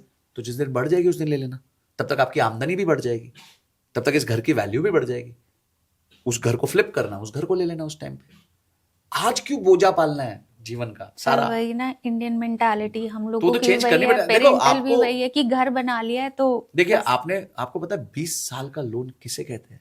आपने अपने 240 महीने किसी को गिरवी करनी है। मैं तो इस फीलिंग के साथ ही नहीं जी सकता जी। मतलब मैं कभी घर खरीदूं तो मैं चाहूंगा कि मैं लोन ही ना लूं, तब मैं घर खरीदूं। मेरी ये पर्सनल चॉइस है, मैं किसी को थोप नहीं रहा, पर मेरी ये पर्सनल चॉइस होगी कि मेरे को जरूरत ही ना पड़े लोन लेने की, वो वाला घर खरीदूं मैं। कि मैं नहीं अपने आप को 240 महीने के लिए किसी का बंधुआ मजदूर बना सकता, वो भी बैंक के लिए कतई नहीं बना सकता। कुछ होना हो ईएमआई देनी है जी। कल को इनकम रही, कुछ हुआ, कुछ नहीं हुआ, हमारे कुछ हो गया, I can't take that risk. जी, ठीक है। तो अब हम आ जाते हैं थोड़ा जो फास्ट मूविंग, जो हमें दिखता है कि ये फास्ट मूविंग हमें रिटर्न्स आ सकती हैं, दैट इज क्रिप्टो। तो आपके हिसाब से क्रिप्टो फ्यूचर है या बबल है? देखिए, क्रिप्टो मिठाई है, ठीक है, ज्यादा खाओगे डायबिटीज हो जाएगी, बस ये क्रिप्टो का नेचर है। तो क्रिप्टो आपके पूरे थाली में मिठाई जितनी होनी चाहिए। ओके। ना हो तो भी चले, मिठाई नहीं खाओगे तो भी कुछ फर्क नहीं पड़ता, तो ना हो तो भी चले। अगर आपको नहीं समझ आ रहा छोड़ दो, और अगर हो तो मिठाई जितनी, बस। यानी पूरे एसेट में जितना आपका इन्वेस्टमेंट है उसमें 5% आप क्रिप्टो में डालिए। अब होगा क्या, आपने 5% डाला, वो आधा हो गया, तो आपको परेशानी नहीं होगी, दुख नहीं होगा। क्यों? क्योंकि 5 का आधा हुआ 2.5 हुआ। आपका तो 100 रुपए था, 100 में से 2.5 माइनस हो गया। हाँ। तो आपको दुख नहीं होगा। यही अगर 100 का 80 आपने क्रिप्टो में डाला और वो आधा हो गया, फिर तो 40 रह गया। तो क्रिप्टो को मिठाई की तरह रखिए, बढ़ेगा बेनिफिट है, अच्छी बात है, नहीं बढ़ा तो नुकसान ज्यादा नहीं होगा, और आपको फोमो नहीं होगा मैंने क्रिप्टो में नहीं डाला पैसा। काफी लोगों को फोमो हो जाता है, अरे मैंने डाला नहीं, इसने मेरे दोस्त ने डाला है, सर्कल्स में बात नहीं कर पाते आप। तो मैं भी डालता हूँ क्रिप्टो में पैसा, बट वही बहुत कम डालता हूँ, मतलब अपने एसेट का 1-2% डालता हूँ। सर, जैसे हमने क्रिप्टो की बात की, क्रिप्टो की बात करते ही बिटकॉइन दिमाग में घूम जाता है। तो आपके हिसाब से बिटकॉइन के राइज के पीछे कौन सा फैक्टर सबसे स्ट्रांग था जो इतना राइज कर गया कि हजारों में भी नहीं, आई गेस मतलब 75-100 रुपए में आया था बिटकॉइन आज से 20 इयर्स बैक और 30 इयर्स बैक, बट आज वो करोड़ों में है। तो स्ट्रांग फैक्टर कौन सा लगता है आपको? 2009 में आया था क्रिप्टो, 17 साल पहले। ओके। देखिए, कोई भी प्रोडक्ट का जब अडॉप्शन होता है, जब उसका यूज होना चालू होता है, तो उसकी वैल्यू बढ़ती है। वही डिमांड जब उसकी जनरेट, तो इसकी डिमांड जनरेट हुई धीरे धीरे करके तो वैल्यू बढ़ गई। अब अचानक से यूएस गवर्नमेंट ने कह दिया कि हम भी बिटकॉइन होल्ड करेंगे, तो इसको ऑथेंटिसिटी मिल गई। तो बहुत सारी गवर्नमेंट से मान्यता मिल गई, बहुत सारी गवर्नमेंट्स कह रही हैं कि अब हम इसका रिजर्व बनाएंगे अपने इसमें। तो ओवरऑल जो है एक क्या कहते हैं अडेप्शन जो आया इसका, यूज केस जो आया, तो उस वजह से जो है क्रिप्टो की वैल्यू काफी तेजी से बढ़ी। नहीं तो अंडरलाइन तो कुछ इसमें है नहीं। भाई जैसे अगर आप कोई स्टॉक खरीदते हो तो उसमें एक नीचे कंपनी होती है, कंपनी बिजनेस कर रही होती है, बिजनेस में रेवेन्यू आ रहा होता है, प्रॉफिट आ रहा होता है, तो आपको समझ आता है उसकी एक वैल्यू है। यहाँ तो कुछ है नहीं, यहाँ सिर्फ अडॉप्शन है, यूजेज है। तो यूजेज बढ़ रहा है तो उसकी वैल्यू बढ़ रही है। ओके, ठीक है। तो इसमें कोई आप बता सकते हैं कि किसी को अगर क्रिप्टो कॉइन्स खरीदने हो तो टॉप 5 क्रिप्टो कॉइन्स कौन से होंगे? देखिए बिटकॉइन तो नंबर हाँ नंबर 1। बट अब वो तो आउट ऑफ रीच है ना कि नहीं ऐसा नहीं है, छोटे नंबर से भी खरीद सकते हो आप, 200 रुपए पर वीक से खरीद सकते हो। अच्छा, बिल्कुल छोटे अमाउंट से भी खरीद सकते हो, कोई प्रॉब्लम नहीं। बहुत सारे प्लेटफॉर्म्स हैं जो आपको अलाउ करते हैं खरीदने को। उसके अलावा आपके पास इथीरियम है, ओके, सोलाना है, बाइनेंस है, और ये सारे जो बड़े कॉइन्स हैं आप यूज कर सकते हो। इसमें ना एक मीम कॉइन का कॉन्सेप्ट होता है, ये मस्ती होती है, वो पेनी स्टॉक्स की तरह है। ओके, तो उससे बचना चाहिए इन्वेस्टर्स को, बिल्कुल किसी भी प्रकार से उसमें नहीं आना चाहिए, वो छोड़ देना चाहिए। तो अगर आप इस तरीके से इन्वेस्ट कर सकते हो तो आप एक छोटा सा पोर्टफोलियो अपना क्रिप्टो का भी बना सकते हैं। ओके, मतलब इतना रिस्की नहीं है? नहीं, रिस्की बहुत है, क्योंकि ये तो कहा जाता है हाई रिस्क। Okay, extreme. देखिए रिस्क का मतलब होता है वॉलेटिलिटी, यानी कि बहुत ऊपर भी जा सकता है, बहुत नीचे भी जा सकता है। ठीक है, तो वॉलेटिलिटी है, पर वॉलेटिलिटी का तरीका, वॉलेटिलिटी कोई भी जो एसेट वॉलेटाइल होता है उसको मैनेज करने के 2 तरीके हैं। एक तो मिठाई जितनी जगह दे दो, यानी कि ज्यादा मत निवेश करो, और लंबे समय के लिए निवेश करो। क्योंकि वॉलेटिलिटी का बेस्ट फ्रेंड जो होता है वो टाइम होता है। तो जैसे जैसे टाइम जाएगा तो क्रिप्टो आपको एक रिटर्न दे देगा, पर पहले जितना दिया था उतना देगा, वो मत सोचना। ओके, हाँ वो मत सोचना, ऐसे सोचना। काफी लोग यूट्यूब पे वीडियो बना देते हैं, मैंने 70% 80% का रिटर्न बनेगा, कुछ नहीं बनेगा, उतना नहीं बनेगा। अब तो उतना बनने का चांस ही नहीं है जी। तो जैसे अभी आपने बात की यूट्यूब पे वीडियोस आ जाती हैं, तो अकॉर्डिंग टू यू जो यूट्यूब के टिप्स होते हैं, ट्रिक्स होती हैं, या सोशल मीडिया पे जो इन्फ्लुएंसर्स हैं बहुत अच्छी अच्छी बातें बताते हैं, कुछ बहुत ऑथेंटिक जेन्युइन भी लगती हैं, तो क्या हम उन बातों को सुनकर कहीं भी इन्वेस्ट कर सकते हैं? नहीं, बिल्कुल नहीं, बिल्कुल नहीं। देखिए इन्वेस्टमेंट का एक प्रोसेस है, हर चीज़ का एक प्रोसेस होता है। डॉक्टर बनने का एक प्रोसेस होता है, डॉक्टर बनने के बाद जब आप ऑपरेशन करने जाते हो उसका एक प्रोसेस होता है, जब आप पायलट बनते हो तो एक प्रोसेस होता है। तो इन्वेस्टमेंट का भी एक प्रोसेस है विच स्टार्ट्स विद योर गोल। आपको पैसा क्यों चाहिए, कब चाहिए, कितना चाहिए, इन 3 के बेसिस पे आपकी इन्वेस्टमेंट का एसेट एलोकेशन तय होता है। ओके, और वो एसेट एलोकेशन जितने समय के लिए आपको, आपके समझिए आपको 5 साल बाद गाड़ी खरीदनी है, तो आपका गोल हो गया गाड़ी खरीदनी है, समय क्या हो गया 5 साल बाद चाहिए, और मुझे 10 लाख रुपए चाहिए उस टाइम, तो ये आपका कंप्लीट गोल हो गया, स्पेसिफिक, मेजरेबल, अचीवेबल। ठीक है, तो ये स्मार्ट गोल्स कहते हैं हम इसको, एंड टाइम बाउंड। ठीक है, ठीक है, तो ये आपने एक गोल बना लिया। अब आपके पास 5 साल का समय है, आपको पता है 5 साल के समय में आप 100% इक्विटी नहीं जा सकते। आपने 60-70% जो है डेट रख लिया, 30-40% जो है इक्विटी में म्यूचुअल फंड्स में डाल दिया, और अब उसका एक बास्केट बना दिया, और उस बास्केट में हर महीने आपने अपना निवेश चालू कर दिया, बस दैट्स इट। इसके अलावा आपको कुछ नहीं करना। ओके, 5 साल वेट कीजिए, 5 साल बाद आपका जब गोल का टाइम आ जाएगा तो अपने 10 लाख रुपए निकाल लेना, गाड़ी खरीद ले, बस। हमने देखा कि नीरव मोदी है, बहुत बड़ा नाम था, विजय माल्या है, बहुत बड़ा नाम था, बट ये लोग डिफॉल्टर्स हो गए। तो जब इतने बड़े नाम डिफॉल्टर्स होते हैं तो क्या उसका असर बैंक के शेयर्स पे आता है? और उस जो असर अगर आता है बैंक के शेयर्स पे या बैंक पर, तो क्या वो आम जनता को झेलना पड़ता है? देखिए शॉर्ट टर्म असर, बहुत छोटा असर आता है, बिकॉज अगर आप इन सबका लोन जोड़ भी लो, कितना ही था, 40-50 हजार करोड़ होगा, उससे ज्यादा क्या होगा। बाकी आप अगर पूरे बैंक्स ने कितना लोन दिया होता है वो बहुत बड़ा नंबर होता है, तो इतना बड़ा हिस्सा इसमें नहीं होता है। नहीं होता है, बट ऑब्वियसली बैंक्स को और कंट्रोल करना चाहिए, देखना चाहिए कि ऐसे कोई आके मतलब डिफॉल्ट ना करके चला जाए, तो ये थोड़ा ध्यान रखना चाहिए बैंक्स को। तो इसमें बैंक जो अपने लॉसेस हैं वो रिकवर एसेट के थ्रू करते हैं, या तो एसेट के थ्रू जितना कर पाते हैं करते हैं, या वो कंपनी बेच देते हैं, फिर उससे जो रिकवरी हो जाती है। ओके, तो बहुत सारे चीज तरीके होते हैं, जिसे हम एक कोर्ट होता है जिसे एनसीएलटी कहा जाता है।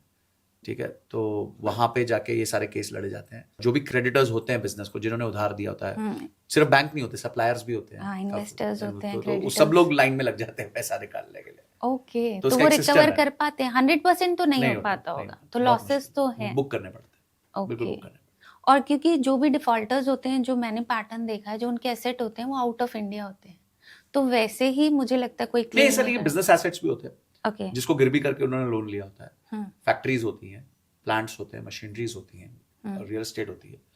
पर ऑब्वियसली उस टाइम पे उसको निकालना वो बहुत लंबा प्रोसेस होता है जी तो बैंक को तो लॉस होता ही है, डेफिनेटली होता है। ऐसा और नहीं जो है शेयर्स होते हैं बैंक के या कंपनी के। बैंक के क्योंकि बैंक के शेयर्स में थोड़ा तो इम्पैक्ट आएगा थोड़ा ही तो आएगा। आएगा ही आएगा। पर ये एक रेशियो होता है जिसे हम नॉन परफॉर्मिंग एसेट रेशियो कहते हैं, तो अगर वो 1% 2% के आसपास है तो चलता है, और इतना तो गलती अलाउ करना पड़ता है आपको बैंक को। जी जी, और उस कंपनी का शेयर तो वो मुझे तो लगता है zero हो डूब जाता है, जाता वो था। zero हाँ, जीरो हो वो जाता zero ना। हो जाता है। लेटेस्ट न्यूज आई है, जोमेटो जो इटर्नल हो गया, उसके जो सीईओ थे दीपेंद्र गोयल, सीईओ से हाँ, रिजाइन कर हाँ रिजाइन कर चुके हैं और अब अलविंदर जी आ गए हैं। और ऐसा ही अभी हमने 10 दिन पहले देखा, बोर्ड के सीईओ अमन गुप्ता, CMO। उन्होंने भी रिजाइन कर दिया है। जी, सीएमओ। तो इसके पीछे क्या कोई स्ट्रैटेजी होती है, इंटरनल स्ट्रैटेजी होती है, एक्सटर्नल स्ट्रैटेजी होती है, और इनकी कंपनी के शेयर्स पे असर आता है उससे? देखिए बिल्कुल आता है। अभी उन्होंने रिटायरमेंट अनाउंस किया तो आप आज ही देख सकते हैं, थोड़ा सा स्टॉक ऊपर नीचे हुआ पड़ा है। बट देखिए लॉन्ग टर्म वो लोग सोच समझ के करते हैं, ऐसा नहीं है क्योंकि उसके पीछे कोई तो स्ट्रैटेजी होती बिल्कुल होगी। होती है, क्योंकि या तो फाउंडर, देखिए आप एक बात समझिए कि एक फाउंडर ने कंपनी बनाई 2008-9 में, 17 साल, जो भी जितने भी साल, 13-14 साल, जितने साल चलाई, और अब वो चाहता है कि भाई कोई और टेक ओवर कर जाए, मैं थोड़ा सा रिलैक्स करूँ, तो इसमें कोई गलत बात नहीं है, और वो प्रोफेशनल को ला रहा है। जी ऐसा नहीं है कि, देखिए ये कंपनीज, तो मैं चाहता हूँ कि ऐसी कंपनीज में सीईओ बदलते रहने चाहिए। ओके उसका रीजन बड़ा सिंपल है कि आप अगर अमेरिकन कॉर्पोरेशंस को देखेंगे तो वहां मालिक सीईओ नहीं होता है, मालिक होता है, सीईओ होता है, अलग होता है, प्रोफेशनल बोर्ड होता है। तो इंडिया को भी अब ये सीखना पड़ेगा कि मालिक सीईओ कब तक रहेगा, एक बार तो उसको किसी प्रोफेशनल को देना ही पड़ेगा ना। तो ये सिस्टम ऐसे गलत नहीं है, यूएस में चलता है, कोई प्रॉब्लम नहीं है। और अगर दीपेंद्र गोयल ने रिजाइन किया तो बहुत बड़ा बोर्ड है, उस बोर्ड ने अप्रूव किया होगा, उसके पहले पूरी चर्चा हुई होगी, डिस्कशन, ऐसा जो अचानक से उठ के थोड़ी उसने रिजाइन कर दिया। हाँ, same day, one day process तो नहीं है। तो वो पूरा पीछे मैथमेटिक्स हुआ होगा, डिस्कशंस हुए होंगे, ट्रांजिशन प्लान्स बने होंगे, बहुत कुछ बना होगा, और उनके ईसॉप्स भी लिस्टेड है अभी भी। तो उनको पता है कि भाई ऐसे मैं छोड़ के जाऊंगा तो मेरा भी नुकसान हो जाएगा जी। तो वो पूरा प्रोसेस, ड्यू प्रोसेस हुआ रहेगा, ऐसा अचानक से नहीं होता है, ओवरनाइट नहीं होता है कुछ भी। तो ये जो शॉर्ट टर्म फ्लक्चुएशन होगी, वो तो ये भी होगी, शॉर्ट टर्म ही सब होगी कुछ बस, short term ही। उसके बाद वापस अपने आप मैनेज हो जाता है। जी। रिजल्ट देखिए, कंपनी की वैल्यू जो है ना वो एक ही चीज पे निर्भर करती है कि कंपनी कमाई कर पा रही है कि नहीं कर पा रही है। अगर कंपनी कंसिस्टेंटली कमाई कर पा रही है और उस कमाई को बढ़ा पा रही है तो कंपनी का शेयर प्राइस बढ़ेगा। जी। शॉर्ट टर्म में फ्लक्चुएशन आता रहेगा, लॉन्ग टर्म में अगर ये रहा, अभी रिलायंस का शेयर जो है कितने गुना बढ़ गया, हाँ। ठीक है, क्यों बढ़ा? क्योंकि वो हर साल कंपनी ने ईयर ऑन ईयर प्रॉफिट दिया है जी, और प्रॉफिट को बढ़ाया भी है, तो ऑब्वियसली उसका शेयर प्राइस इस वजह से बढ़ता गया। जी, ये मैथमेटिक्स होती है। ओके, ठीक है सर। इसमें सर जैसे जो भी आपने इन्वेस्टमेंट की हमें टिप्स बताए हैं, विच इज़ मतलब वेरी गुड, और मुझे लगता है हमारे व्यूअर्स को भी बहुत अच्छे से समझ आएगा और उनके लिए यूजफुल भी रहने वाले हैं। अब एक छोटा सा मैंने रैपिड फायर राउंड रखा है, जिसमें मैं चाहूँगी कि हमें जैसे डीएम्स आते हैं या कमेंट सेक्शन में आता है कि कुछ क्वेश्चंस होते हैं बड़े जनरल और व्यूअर्स जानना चाहते हैं, उसका आप शॉर्ट में आंसर दीजिए। जी, तो हम ये रैपिड फायर स्टार्ट करते हैं। एक व्यूअर ने पूछा है कि अगर सर हैं और उनके पास सिर्फ 10,000 रुपये हैं इन्वेस्ट करने के लिए, तो आप कहाँ प्रेफर करेंगे इन्वेस्ट करना? मैं करूँगा फ्लेक्सी कैप और मल्टी एसेट में। फ्लेक्सी कैप, मल्टी एसेट, ऐसा 3 कर लूँगा। इसमें रिटर्न्स कितनी है? देखिए रिटर्न से ज्यादा हुआ क्या मेरे साथ, मैं अगर जब फ्लेक्सी कैप और मल्टी कैप में पैसा डालता हूँ तो वो अपने आप ही large cap, small cap, mid cap में खुद ही डाल देता है। मेरे को सरदर्द नहीं करना पड़ता। और मल्टी एसेट का मतलब होता है कि वो इक्विटी, डेट, गोल्ड, सिल्वर सब में अपने आप डिसाइड कर देता है, तो मेरा सरदर्द खत्म हो जाता है। तो वो सरदर्द मैंने उसको दे दिया, जो रिटर्न्स बनना होता है सीएजीआर बेसिस पे 12, 13, 14% रिटर्न बन ही जाता है, तो हम उतना खा लेंगे। ओके, ठीक है।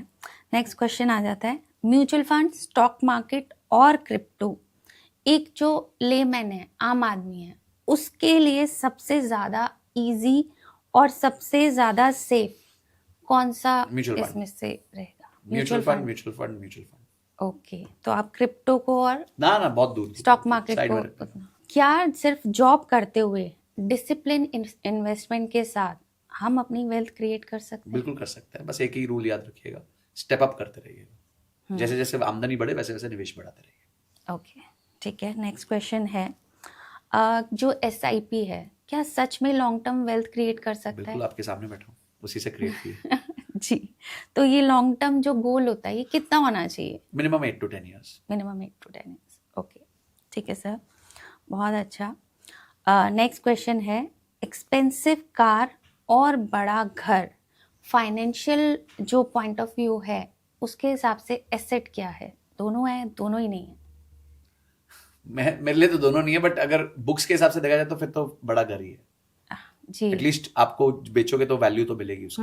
और जो लग्जरी कार है वो तो लग्जरी कार तो पहले दिन ही 30% डाउन है, बिल्कुल घर आते ही। तो वो खत्म हो जाती है। जैसे सर हम अभी क्रिप्टो की ही बात कर रहे थे, तो उसमें गोल्ड भी आता है, digital gold plus physical gold भी हम देख रहे हैं कितना राइज कर रहा है। आप किसे प्रेफर करेंगे आज की डेट में परचेज करना? ETF, ETF, exchange traded fund. Okay. Digital gold अलग होता है। डिजिटल गोल्ड सेबी ने बोल दिया कि उनका कोई रेगुलेशन नहीं है डिजिटल गोल्ड पे, अच्छा। तो इसलिए मैं डिजिटल गोल्ड नहीं टच करता। हम्म, मैं ETF करता हूँ या फिर फिजिकल gold। लेंगे, पर फिजिकल लेना थोड़ा सा हेडेक होता है, तो मैं ETF प्रेफर करता क्योंकि वो डर लगता है संभाले कहाँ, हूँ। हाँ, वो कैसे नहीं। बड़ी परेशानी, 3% GST है, ये है वो है, जी, तो उससे जी। अच्छा है कि हम सीधा बोले। जो स्टॉक मार्केट है उसमें सबसे बड़ी गलती किसी भी इन्वेस्टर की क्या रहती है? ओवरनाइट रिच बनने का ड्रीम देखना कि भाई जल्दी से पैसा डबल हो जाए, ट्रिपल हो जाए। ओके, वो सबसे इसमें जैसे अगर किसी ने स्टॉक्स में पैसे लगा दिए और ग्राफ डाउन जाने लगा, मार्केट क्रैश करी है, तो उसे वेट करना चाहिए कि मार्केट पहले बढ़ेगी? उसको समझना चाहिए कि उसने शेयर खरीदा क्यों था, किसका खरीदा था, हम्म, क्यों खरीदा था, टिप के बेसिस पे खरीदा था कि यार सॉलिड रिसर्च के बेसिस पे खरीदा था। अगर सॉलिड रिसर्च के बेसिस पे खरीदा था तो क्या डरना, और टिप के बेसिस पे खरीदा था तो क्यों खरीदा, जी, फिर तो तैयार रहो। फिर तैयार हो। जी, तो कोई भी स्टॉक खरीदने से पहले हमें उस कंपनी का एनालिसिस बिल्कुल करना जरूरी है। बिल्कुल। आप सोचिए, आप जब भाजी तरकारी खरीदने जाते हैं तो तो भी भी आप एक बार चेक कर लेते हैं कि ठीक है, टमाटर ठीक है, भिंडी ठीक है, फ्रेश तो है। हम्म, तो जो उसका पैरामीटर उसको आप चेक करते हो ना, फ्रेशनेस पे True. चेक करते हो, तो आप कंपनी को चेक करो, उसके पैरामीटर्स होते हैं। उसकी क्या ग्रोथ अर्निंग्स रेट है, है, ग्रोथ data है, डेट टू इक्विटी रेशियो क्या है, वर्किंग कैपिटल साइकिल क्या है, कैश फ्लो साइकिल क्या है, पर ये सब लोगों को नहीं आता। इसलिए मैं रिक्वेस्ट करता हूँ, डोंट डू दिस। आपका काम नहीं है। अब आप मेरे को बोलो हार्ट सर्जरी करने को, मेरा काम नहीं है, मैं क्यों करूं? जी, और ना आप मुझसे करवाओगे बिल्कुल, तो मैं क्यों करूं? हेडेक क्यों लूं इस चीज का? तो बेस्ट है म्यूचुअल फंड। म्यूचुअल फंड जिंदाबाद। जी, कोई इन्वेस्टर अपने रिस्क एपेटाइट को सिंपल तरीके से कैसे समझे? बस एक ही चीज समझे कि मैं अपने पोर्टफोलियो को कितना नीचे जाता हुआ देख सकता हूं। अच्छा, अगर आप कहते हो कि मैं पोर्टफोलियो को सिर्फ 5% नीचे जाता हुआ देख सकते हो, तो फिर आपको इक्विटी में ज्यादा पैसा नहीं डालना चाहिए, आपको पैसा ज्यादा डालना चाहिए डेट में। ओके, अगर आप कहते हो मैं 10% देख सकता हूं, तो जितना ज्यादा आप नीचे जाता हुआ देख सकते हैं पोर्टफोलियो को, उतना ज्यादा आप इक्विटी में पैसा डाल सकते हैं। ओके, कुछ लोग हम भी यही सवाल पूछते हैं सारे इन्वेस्टर से जो हमारे साथ निवेश करते हैं, आप कितना नीचे जाते हुए देख सकते हो? तो बोलते हैं 10%। मतलब ये लिख लो 10%। अब इस टाइम तक फोन नहीं करना। अच्छा, कर दोगे तो सारे होल्डिंग्स बेच के तुम्हारे पैसे वापस कर दूंगा उसी टाइम पे। जी, भाई जब कह दिया 10%, तो 10% झेलो ना। हम्म, 10% बोल देते हैं, 2% पे फोन आ जाता है, और सर वो 2% पोर्टफोलियो नीचे हो गया सर आज। फिर हम उसको समझाते हैं हमारा देख कितना हुआ। जी, तो आपको एक ही चीज है, रिस्क मतलब क्या होता है कि आप अपने ग्राफ को कितना नीचे जाता हुआ देख सकते हो, लाल कितना देख सकते हो। जितना ज्यादा लाल देख सकते हो उतना ज्यादा रिस्क ले सकते हो, सिंपल बात। नेक्स्ट क्वेश्चन है सर, पोर्टफोलियो को किस फ्रीक्वेंसी पर चेक करें कि डिजायर्ड रिजल्ट मिलता One रहे? year. 1 Every year, 1 year. Every 1 year. Okay, ठीक है। कंपाउंडिंग का मैजिक कैसे काम करता है? कंपाउंडिंग का मैजिक तो सिंपल है। वॉरेन बफेट ने जब अपनी कंपनी स्टार्ट की 1965 में, उनकी कंपनी का एक शेयर $19 का था। आज 60 इयर्स के बाद वो एक शेयर $7.5 लाख का है। जी, 19 वाली चीज 7.5 लाख हो चुकी है। ये मैजिक है कंपाउंडिंग। ओके, तो अगर आपने 19 रुपए डाले होते तो 7.5 लाख हो चुके। जी, और $7.5 लाख का मतलब एक शेयर हो गया आज करीबन 7 करोड़ का। तो हम खरीद भी नहीं सकते, इतना बिल्कुल। महंगा शेयर है वो। सो this is the power of compounding. Retirement planning की क्या सही स्ट्रैटेजी है? जैसे जॉब वाले हैं उन्हें पता है पेंशन आ जाएगी, बट जो बिजनेस ओनर्स हैं उनके लिए बहुत प्रॉब्लम है, तो क्या स्ट्रैटेजी होनी चाहिए? बिजनेस ओनर्स को अपनी सैलरी निकालनी चाहिए। They should act as employees. Okay, जैसे आपने बताया आपके हस्बैंड का बिजनेस, तो उनको अपनी कंपनी से एक सैलरी लेनी चाहिए, अपने लिए, खुद के लिए, आपके लिए लेनी चाहिए, और उस सैलरी का निवेश करना चाहिए, और उस सैलरी के निवेश से जो कॉर्पस बनता है उसको रिटायरमेंट के लिए यूज करना चाहिए। बिजनेस अलग चलना चाहिए, आपका पर्सनल अलग चलना चाहिए। चाहे आप बिजनेस आपका आप ही का है, टोटली अग्रीड, पर आपको भी बिजनेस से अपनी सैलरी निकालनी चाहिए। सारे बड़े लोग जितने भी है, चाहे मुकेश अंबानी, गौतम अडानी है, चाहे आपके जीरोधा के फाउंडर्स है, सब लोग सैलरी लेते हैं बिजनेस से। अच्छा, सब लोग सैलरी लेते हैं, कोई ज्यादा लेता है कोई कम लेता है, पर सब सैलरी लेते हैं। ओके, तो आपको सैलरी लेना बहुत जरूरी है बिजनेसमैन को, नहीं तो वो पैसा मैनेज नहीं कर पाएगा, क्योंकि उसकी अर्निंग कभी पॉजिटिव होती है, कभी नेगेटिव होती है, कभी फ्लैट होती है। तो उसको एक सैलरी बांध ही लेनी चाहिए कि बांधो और ये सैलरी निकालते रहो। डेट फ्री लाइफ जीने का सिंपल और प्रैक्टिकल फॉर्मूला, और डेट फ्री होना चाहिए या इन्वेस्ट करते रहना चाहिए या लोन लेते रहना चाहिए? अगर आपको डेट फ्री चाहिए तो अपनी इच्छाओं पे कंट्रोल करो, तो जितनी कम इच्छाएं होंगी उतना कम उधार लेना पड़ेगा, ठीक है। अगर आप डेट लेना भी चाहते हो तो आप डेट का पर्पस समझ लो क्या है। एक गुड डेट होता है, एक बैड डेट होता है। गुड डेट का मतलब होता है कि आपने उधार लिया पर उसको निवेश किया, कहीं पे घर खरीद लिया, शॉप खरीद ली, ठीक है, तो वो समझ आ गया। पर अगर आप उधार लेके गाड़ी खरीद रहे हो, आईफोन खरीद रहे हो, ट्रैवल कर रहे हो, तो वो प्रॉब्लम है। तो वो अगर आप करना चाहते हो तो बहुत कम करो, मतलब एकदम नियमित तरीके से करो। आपकी आमदनी का 10-15% से ज्यादा ईएमआई मत दो उसमें। अगर आप उतना नियमित तरीके से उधार को यूज कर सकते हो बिल्कुल करो। पर अगर नहीं कर पा रहे हो, अपने ऊपर संयम नहीं है, तो उधार मत जी। काफी लोग हम लोग ने देखा क्रेडिट कार्ड को ऐसे 4 टुकड़ों में काट देते हैं, बोले यार बगल में रहता है ना तो खर्च हो जाता है, होता ही होता है, तो फिर काट दो इसको 4 टुकड़ों में, खत्म करो। ठीक है। इसी से रिलेटेड है, जैसे यूपीआई है, आप ट्रांजैक्शन यूपीआई से बहुत ज़्यादा होने लगी, तो आपको ऐसा लगता है कि लोगों की जो खर्चा करने की कैपेसिटी है वो बढ़ गई है? क्योंकि हाथ से जब पैसा जाता है तो वो दिखता है और दर्द होता है, बट जैसे ही हम बटन दबाते हैं गया, वीडियो गेम बन गया। हाँ, कैपेसिटी नहीं बढ़ी है उनकी खर्च करने की, फ्रीक्वेंसी बढ़ गई। हाँ, राइट, कैपेसिटी तो कम ही हुई है। हाँ अब जी, इसका एक बहुत सिंपल तोड़ है, हुआ है, प्रॉब्लम है, बहुत बड़ा प्रॉब्लम है, मैं अपने स्टूडेंट्स में भी देखता हूँ। हमने इसका एक सिंपल तोड़ रखा है। एक नया बैंक अकाउंट बनाओ, अपने मेन बैंक अकाउंट से उस बैंक अकाउंट में पैसा डालो और यूपीआई उस बैंक अकाउंट से कनेक्ट कर दो जी। UPI should not be connected to your salary account. अगर वो सैलरी अकाउंट से कनेक्ट होगा तो सैलरी साफ कर देगा, पता ही नहीं चलेगा जी। पता भी नहीं चलेगा।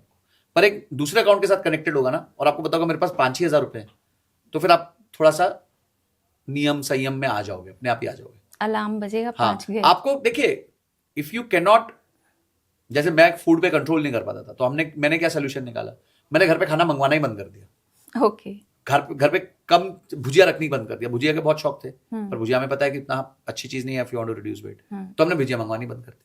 बिस्किट खाते थे, अब बताया कि बिस्किट नहीं खाना, बिस्किट मंगवाना। So this is how I am trying to control, क्योंकि मेरे को पता है मेरे सामने आ गया तो प्रॉब्लम है, मैं शायद नहीं कंट्रोल कर पाऊंगा। तो अगर आपके पास उस अकाउंट में पैसा हो गया तो आप नहीं कंट्रोल कर पाओगे, तो अकाउंट ही बदल दो और उसमें कम पैसा डालो। दिस इज द बेस्ट वे। एक चीज सर, मैं बीइंग अ लेडी भी पूछना चाहूंगी, इन्वेस्टमेंट कर रहे हैं तो एक business owners, job professionals, women और एडल्ट, उनके लिए, सबके लिए इन्वेस्टमेंट स्ट्रैटेजी अलग अलग होनी चाहिए या सेम काम करती है? सबके लिए सेम होनी चाहिए, गोल के हिसाब से होनी चाहिए। Strategy doesn't depend other you are male, female, kid, anything, उससे कोई लेवा देवा ही नहीं है उस चीज का। एक ही चीज से लेना देना, आपका goal. It should be goal oriented and how much risk you can take. बस इतना ध्यान। जो आपने एक बहुत अच्छा सवाल पूछा कि रिस्क को कैसे मेजर किया जाता है, आप अपने रिस्क को सच्चाई से बताओ, आप कितना। अगर आप बोलते हो 0% मैं रिस्क ले सकती हूँ, मैं नहीं देख सकती अपना पोर्टफोलियो नीचे जाते हुए, तो कृपया करके इक्विटी मार्केट्स की तरफ देखिए भी मत जी। सीधा डेट बेस्ड म्यूचुअल फंड्स में पैसा डालिए और उसमें रहिए, कोई प्रॉब्लम नहीं है। Okay. क्योंकि आप नहीं देख सकते, then you don't deserve 12% 13% returns, because if you are saying मेरा रिस्क लेने का कैपेसिटी नहीं है, तो आप 12-13% का रिटर्न कैसे डिजर्व करोगे? थोड़ा तो वॉलेटिलिटी झेलना पड़ेगा। फिर आप कहते हो 5%, फिर आप थोड़ा रिटर्न्स बेटर कर सकते हो, फिर 10%। तो आपको ये पता होना चाहिए कि मैं कितना रिस्क झेल सकता हूं जी। और फिर गलत अपेक्षा नहीं होनी चाहिए। अगर रिस्क नहीं झेल सकते तो ये मत सोचो मेरे को 12-14% रिटर्न बनेगा। सर, बिना रिस्क के 12-14% नहीं बनता। रिस्क लेना पड़ता है। कल मेरा पोर्टफोलियो 12 लाख रुपए डाउन था एक दिन में। एक दिन में 12 लाख रुपए डाउन था। और मैं ऐसे लोगों को भी जानता हूं जिनका पोर्टफोलियो एक दिन में 2 करोड़ भी डाउन होता है, बट रिस्क लेना पड़ता है। उनको पता है किसी दिन 2 करोड़ ऊपर भी होगा, 5 करोड़ ऊपर भी हो जाएगा। सो this is a part of the game. Risk ज्यादा लोगे, रिटर्न ज्यादा बनने के चांसेस बनते हैं। जी जी जी जी, ठीक है, गारंटी नहीं है, चांसेस होते हैं। हाँ, गारंटी तो किसी गारंटी किसी चीज की नहीं है। जी। नेक्स्ट आते हैं सर, हमारा लास्ट क्वेश्चन। हम बात करेंगे बिलियनियर्स और इंडिया के, वर्ल्ड के रिचेस्ट लोगों के बारे में। वॉरेन बफे, बहुत हमने अभी नाम लिया है, बात भी की है। एलन मस्क नंबर 1 है, उनकी इनकम। बिल गेट्स टॉप 20 में है, अंबानी टॉप 20 में है, इंडिया में नंबर 1 है। इनकी स्ट्रैटेजीज इतनी कैसे काम करती हैं और क्या ये इन्वेस्टर्स के भरोसे अपना काम करते हैं या बैंक्स इनको सपोर्ट करते हैं? क्या स्ट्रैटेजीज हैं जो मल्टीपल पे मल्टीपल पैसे होते ही जा रहे हैं और एक आम आदमी सोच भी नहीं पा रहा है उस तरफ? देखिए मैम, इसका कोई सटीक सही जवाब नहीं है, बट मैं एक ही चीज कह सकता हूँ, बिलियनियर माइंडसेट जो है वो एक अलग तरह का माइंडसेट होता है और वो हर जन के बस की बात ही नहीं है, और that's why billionaires are very less in the world. उस माइंडसेट का सबसे जो मेन कोर होता है वो होता है वैल्यू क्रिएशन। लोग वैल्यू क्रिएशन की बात करते हैं, वो एक ऐसी चीज की बात करते हैं जहां पे सामने वाले लाइफ में परिवर्तन आ रहा है, और जितना बड़ा वैल्यू क्रिएशन का आप स्पेस पकड़ते हो उतना बड़ा आपका वेल्थ बनता है। Okay. अब इलॉन मस्क ने पकड़ा है वैल्यू क्रिएशन कि मैं लोगों को मार्स लेके जाऊंगा, सोचा ही नहीं है किसी ने। वो इतनी बड़ी सोच है तो इसलिए उतना बड़ा वैल्यूएशन है उनका, $700 बिलियन की उनकी। मुकेश अंबानी सोचते हैं कि मैं इंडिया में तेल का काम करूंगा, करोड़ों लोगों को फ्री में सस्ते भाव में वो दूंगा, इंटरनेट दूंगा, रिटेल सस्ता कर दूंगा, और अब मैं 100 गीगावाट का पावर प्लांट लगाऊंगा, सोलर पावर प्लांट। ये एक सोच है, उस सोच के हिसाब से उनकी इनकम है। अडानीज कुछ और सोचते हैं, टाटास कुछ और सोचते हैं, और कोई बिजनेसमैन होता है, संघवी है, दिलीप संघवी सन फार्मा के, वो कुछ और सोचते हैं, वो फार्मा के बारे में सोचते हैं, मैं अच्छी अच्छी दवाइयां बनाऊंगा। जी बिल्कुल। तो हर जन वैल्यू क्रिएशन के बारे में सोचते हैं, तो बिलियनियर्स हमेशा वैल्यू क्रिएशन के बारे में सोचते हैं, और जब वो वैल्यू क्रिएट करते हैं तो उनको भी बहुत अच्छी वैल्यू बन जाती है उसमें। जी ठीक है, तो जब तक आप अपने लिए सोचोगे तो आप एम्प्लॉय रह जाओगे, जब आप दूसरों के लिए वैल्यू क्रिएशन के बारे में सोचोगे आप एंटरप्रेन्योर बन जाओगे। As simple as. करेक्ट। ठीक है सर, हमारे क्वेश्चंस तो हो गए, एंड आई गेस मेरे लिए बहुत अच्छा सेशन रहा है, हमारे व्यूअर्स के लिए भी आई ओपनिंग पॉडकास्ट होना चाहिए। जो लोग इन्वेस्टमेंट सोचते थे हमारा पॉडकास्ट देखेंगे तो मुझे लगता है उन्हें बहुत क्लैरिटी मिलेगी, क्योंकि बहुत बेसिक चीज़ें हमने डिस्कस की हैं। लोग बेसिक्स ही ठीक से नहीं समझ पाते, तभी गलतियां करते हैं और लॉसेस होते हैं। ट्रू। तो thank you so much sir आने के लिए और हमारे लिए इतनी अच्छी चीज़ें इतनी इजी लैंग्वेज में बताने के लिए। Thank you so much ma'am, thank you so much for inviting me. I hope हमारे व्यूअर्स को आज का पॉडकास्ट बहुत अच्छा लगा होगा और उनकी लाइफ में वैल्यू ऐड करेगा, और इन्वेस्टमेंट किस जगह करनी चाहिए आपको हमारे पॉडकास्ट से बहुत मदद मिलेगी। तो प्लीज़ अपने फ्रेंड्स, फैमिली और रिलेटिव्स को भी शेयर कीजिए, सो दैट वो भी इन्वेस्टमेंट को सही तरीके से बेसिक से समझ पाएँ। अगर आपकी कोई भी क्वेरी है, आप कुछ और जानना चाहते हैं, प्लीज़ हमें कमेंट में लिखिए, हम आपको आंसर ज़रूर देंगे। Thank you so much. अगर पॉडकास्ट अच्छा लगा हो, लाइक, कमेंट, शेयर ज़रूर करें, और बहुत जल्दी मिलते हैं एक नए पॉडकास्ट में।